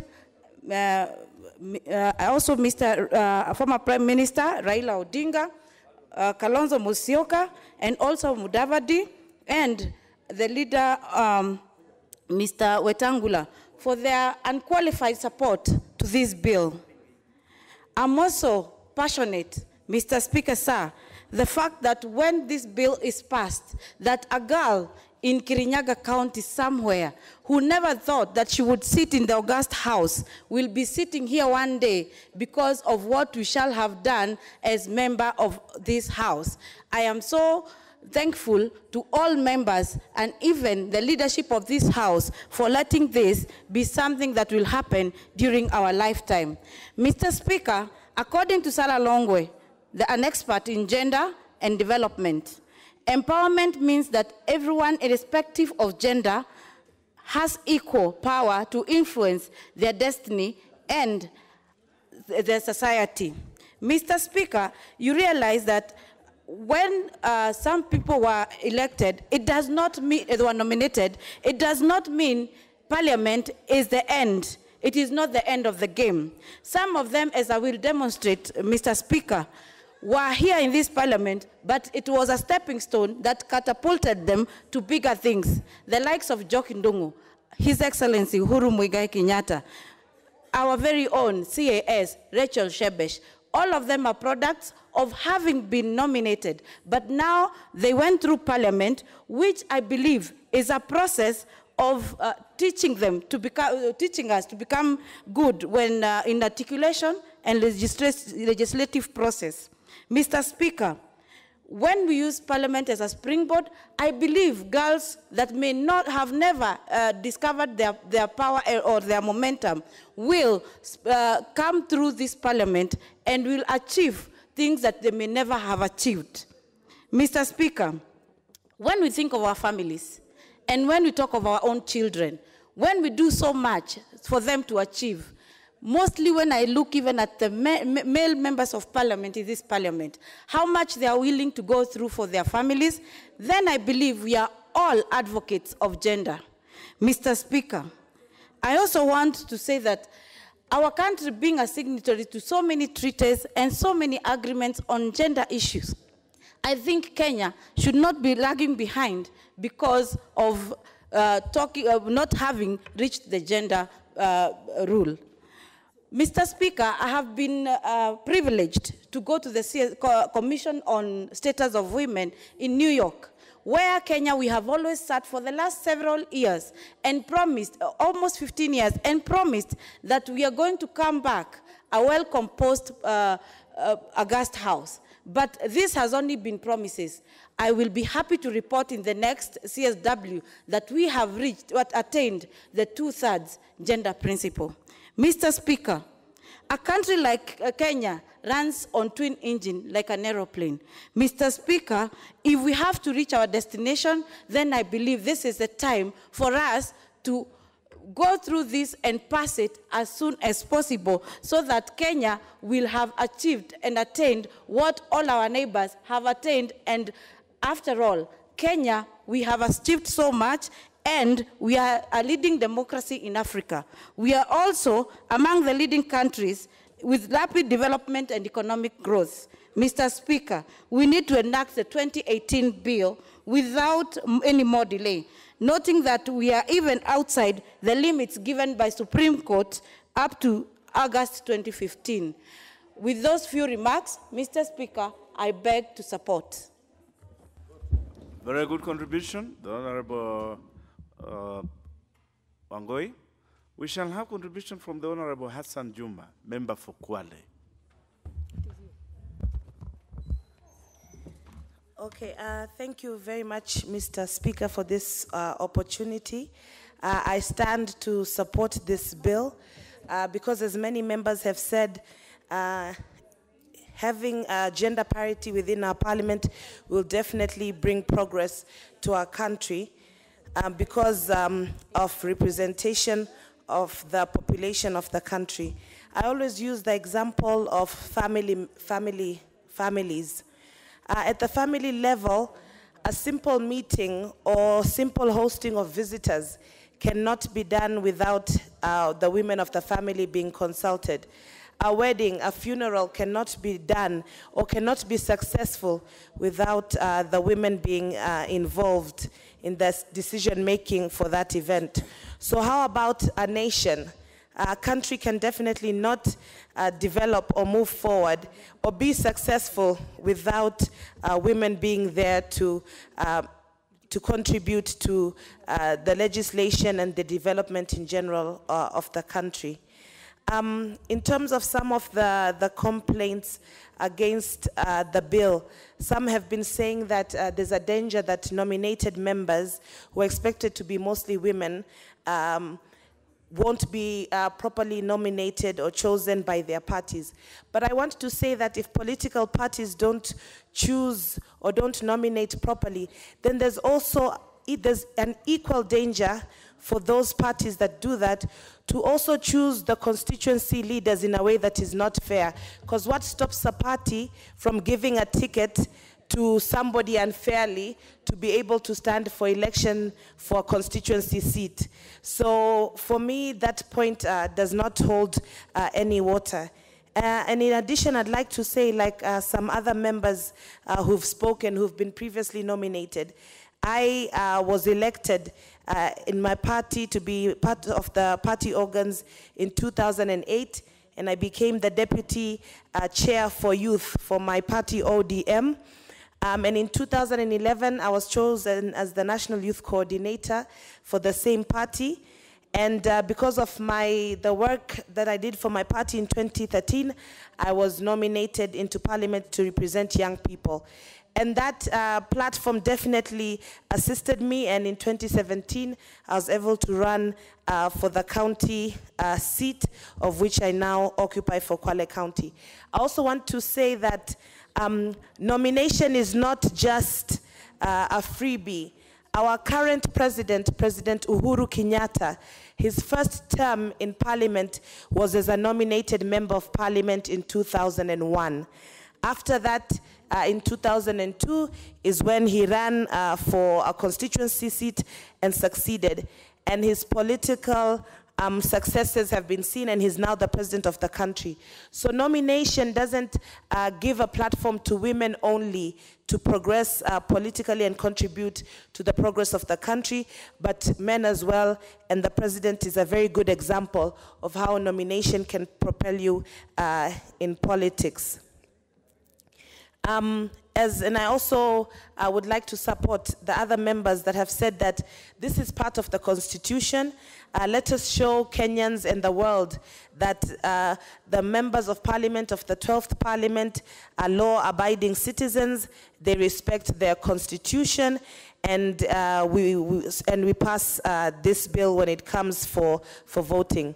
There's another, as has been alluded to by other members, another complaint that it's going to cost the citizens or the taxpayers of Kenya some money to add members to this parliament.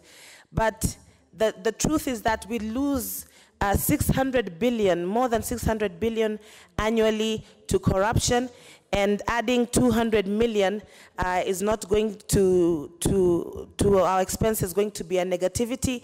In fact, adding more, making sure that we have the gender ratio that we need in parliament will increase prosperity for our country. Thank you.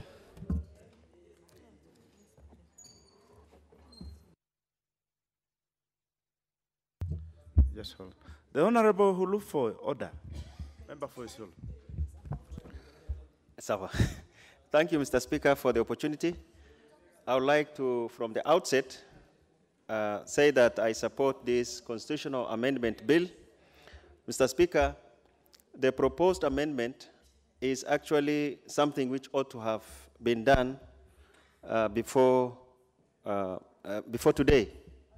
It's unfortunate that the past attempts by this House during the 11th Parliament did not succeed, and my only hope is that the passion we have shown in supporting this bill will enable us to mobilize enough numbers and ensure that the amendment is passed so that we can actually confirm that we abide by and we live by what we said when we were sworn in as members of parliament to protect the Constitution of Kenya. As it is now, both houses of parliament are, in its constitution, are unconstitutional because the two-thirds gender principle is not attained. But we also need to appreciate that there has been progress. If we look at the number of our female colleagues who are elected from constituencies in 2013, and we compare it with those who got elected in 2017, we have made some significant progress. And I'm certain, I'm very sure, I'm very hopeful that come 2022, probably we shall have more women being elected from constituencies so that the number we require to actually fill the gender gap is going to be smaller.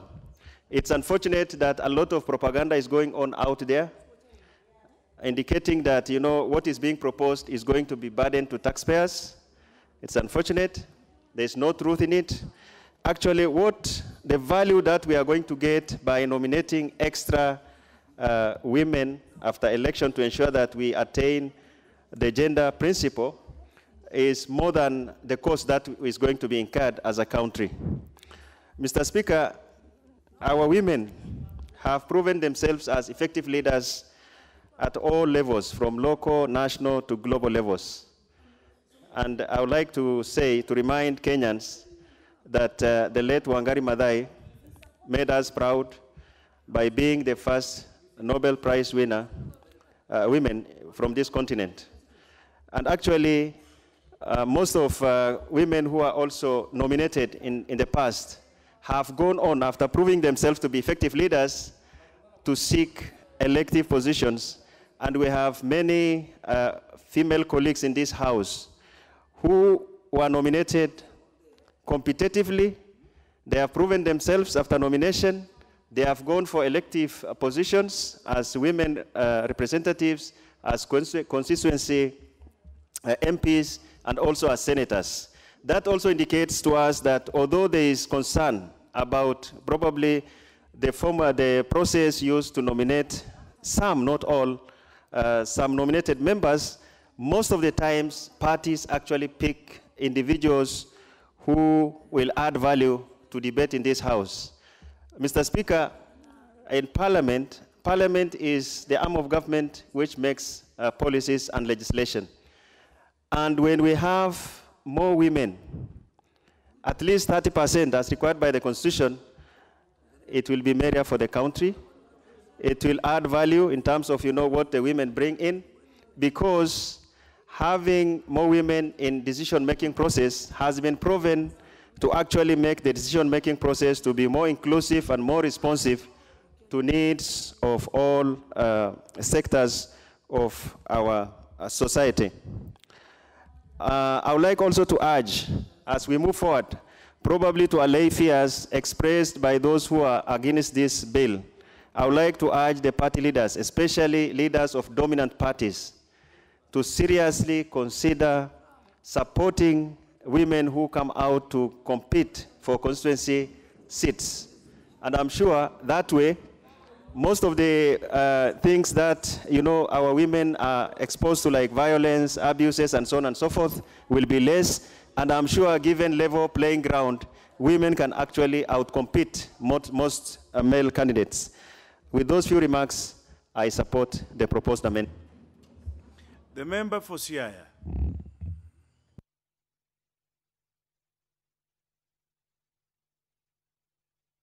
Hello, okay. Thank you, Mr. Speaker, for this opportunity. I want to support this bill because it's a good bill. It's a bill that actually engenders politics and ensures that both men and women are in this house on equal terms. It also puts controls so that we do not have a particular gender that dominates the representation in this house. I know right now men dominate because they are more than women. But that is what we are trying to engender. We are trying to ensure that at least women are also present here. If you look at the history of this country politically, it started with one woman. In 1969, when Grace Onyango was the first woman to be elected. It's been many years since, but with time, women have come on board, and today we are talking of 76 women in this house. It's quite a big progress, but with a huge challenge before us. Women still have struggled, but the challenges are still there. The challenge will be finished, or we will be able to set aside all these challenges once this law is implemented. The law we tried it in last parliament, it failed, despite the fact that our political leaders were there, and I remember our political leader, Honorable Raila Odinga, was sitting up there. Still it failed. It has failed several times. This time round, let us make sure it doesn't. Because the bill simply sensitizes the society that women have a space and opportunities just like men.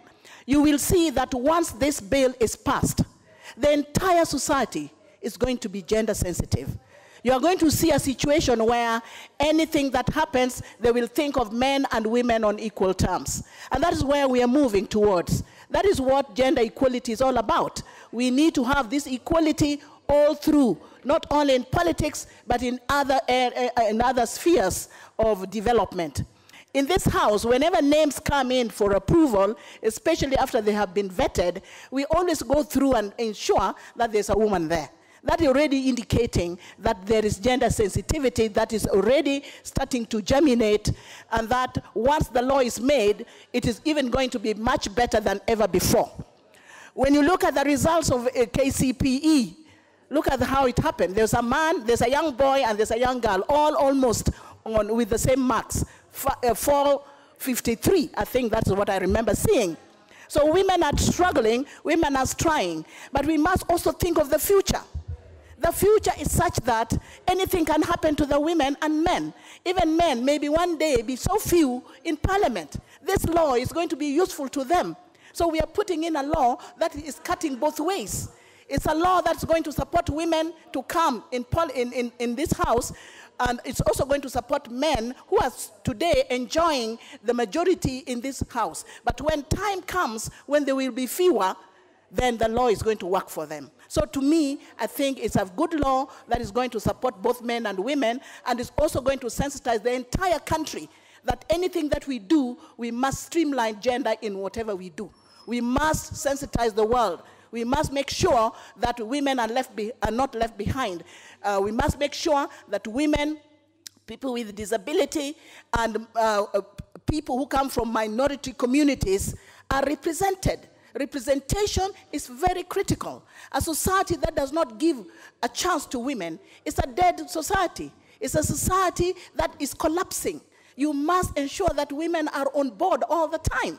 So to me, we are making a big history to ensure that both genders are going to be represented here on equal terms. Thank you, and I support the bill. The Honorable Tobiko Pesi, member for Kajiado East. Thank you, Mr. Speaker. Mr. Speaker, I was arising on Standing Order number 95 to ask that this mover be called to reply.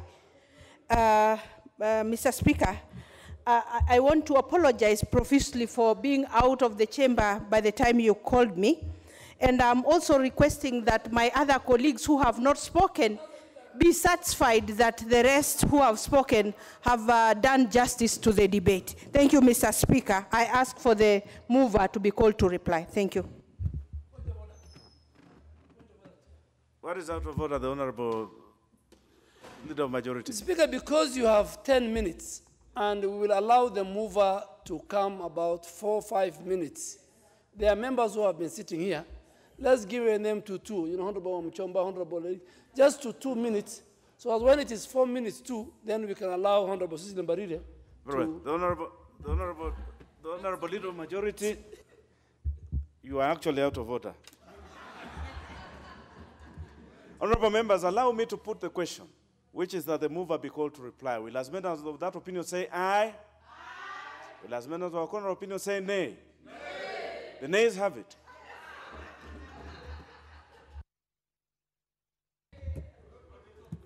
So we shall continue with debate on this, and we shall have the Honorable Sitene Jepkemboi, member for Tarbo. Thank you, Mr. Speaker. I was getting disappointed that I will not put my voice in this. Thank you very much for giving me this opportunity so that I can add my voice to the more than 60 members that have spoken into this bill. That is the bill, the National Assembly Bill 2018. I would want, first of all, Mr. Speaker, to thank the Leader of Majority for bringing this bill that we so need so that we can be able to conform to the 2/3 gender rule as provided for in Article 81B of our Constitution. It's been a long time. Kenya has been complying. Mr. Speaker, Kenya has complied with many constitutional principles, and hence there is no reason not to comply with the 2/3 gender rule. It will not be fair to leave this one behind because other rules or other principles have been conformed with. Mr. Speaker, I also want to say one of the reasons that we need to enact this bill is, to pass this bill and to put my voice to this, is that many women have been left behind in development processes, in participation in decision-making for a long time. And it is time that we pass this bill so that our women can participate equally as the men. When this bill is passed, even those women that will be able to be nominated, if they are nominated, they are going to be able to have an impetus. It will give them an impetus to be able to go to an electoral fora and be able to come in as elected member. So to those members who feel that nominated members have no place here, we want to tell them, for women, since they have been left behind, for the reasons that you all know. One of them are cultural, some of it are religious, some of them are social, some of them are economic.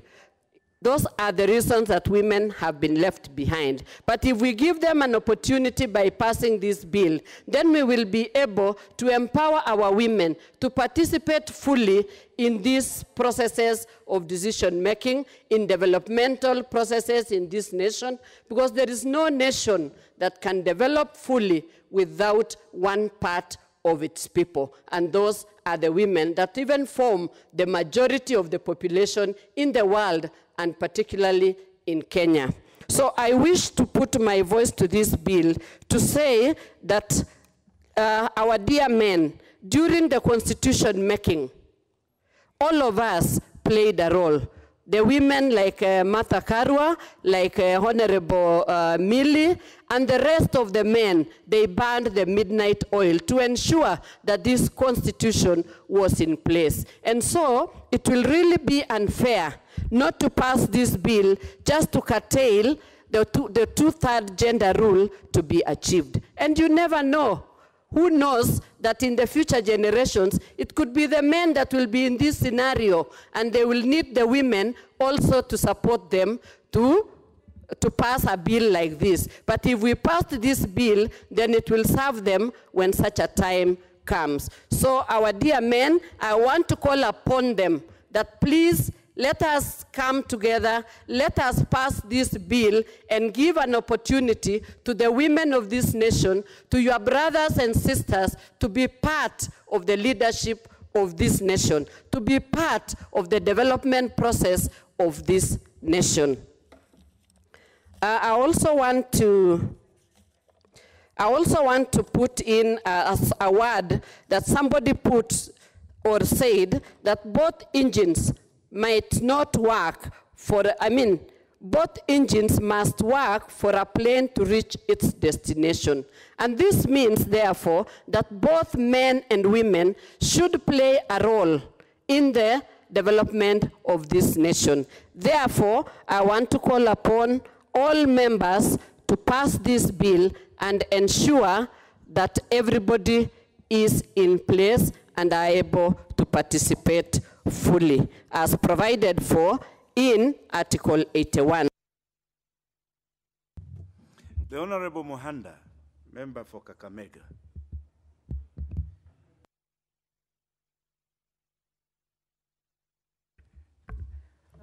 Thank you, Mr. Speaker, for giving me the opportunity to add my voice to this very important issue.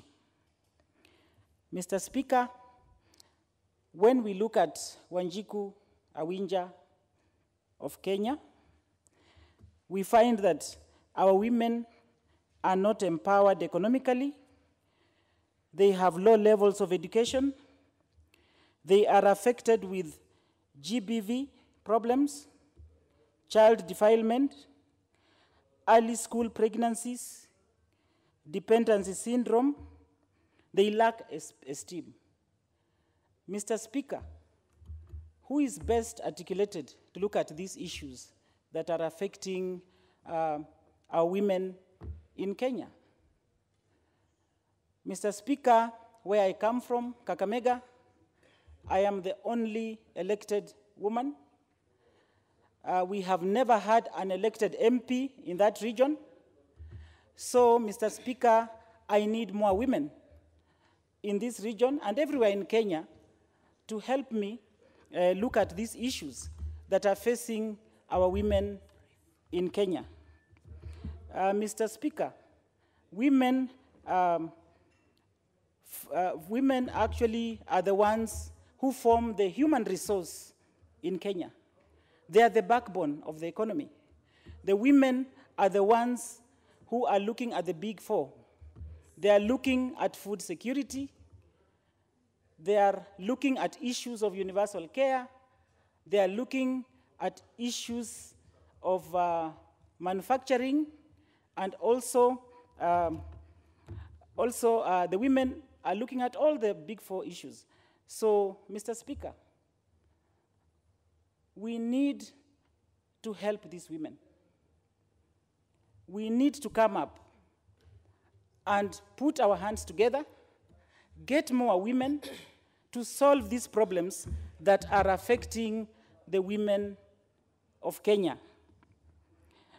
Mr. Speaker, you will agree that the terrain is not very easy for women in politics. In Kakamega, I remember one Teresa Shitaha stood and she was seriously ridiculed as an MP, and that is just a case, a case in point of the problems facing Kenyans. That is why we need to first start with nomination, and then after that, women rise to other seats. Mr. Speaker, as I finish, I just want to say that as much as we are looking at the two-third gender, we must also look at guidelines of nominating the women. We must also look at women, maybe who have stood for election, and maybe they were number 2, so that they can be nominated. These kind of women have really struggled. So let us also look at the criteria of nominating women. Thank you very much, Mr. Speaker. The Honorable Ngugi Ndwati. Thank you very much, Mr. Speaker, for giving me an opportunity to also make my contribution towards this bill. But from the onset, I want to say that from my constituency, we need more men. And I want to demonstrate how. This bill is not about women, but it's about gender. Both men and women. I come from Murang'a County, which is divided into Murang'a South and Murang'a North. Murang'a South has Gatanga, Kegumo, Kandara, and Gatanga, Kegumo, Maragwa, and Kegumo. Sorry, Gatanga, Maragwa, and Kandara. Kegumo is represented by Honorable Ruth Mwaniki. Kandara is represented by Honorable Alice Wahome. Honorable Ndwati, sorry to disrupt you. You will have opportunity to refresh your thoughts.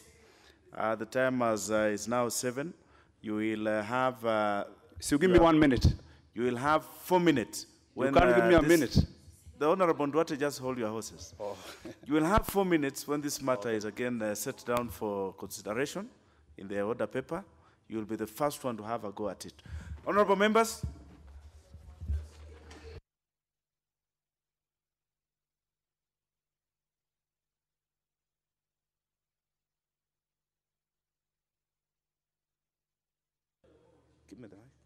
Honorable members, the time being 7 p.m., this House stands adjourned till Thursday, the 22nd November 2018 at 9:30 a.m.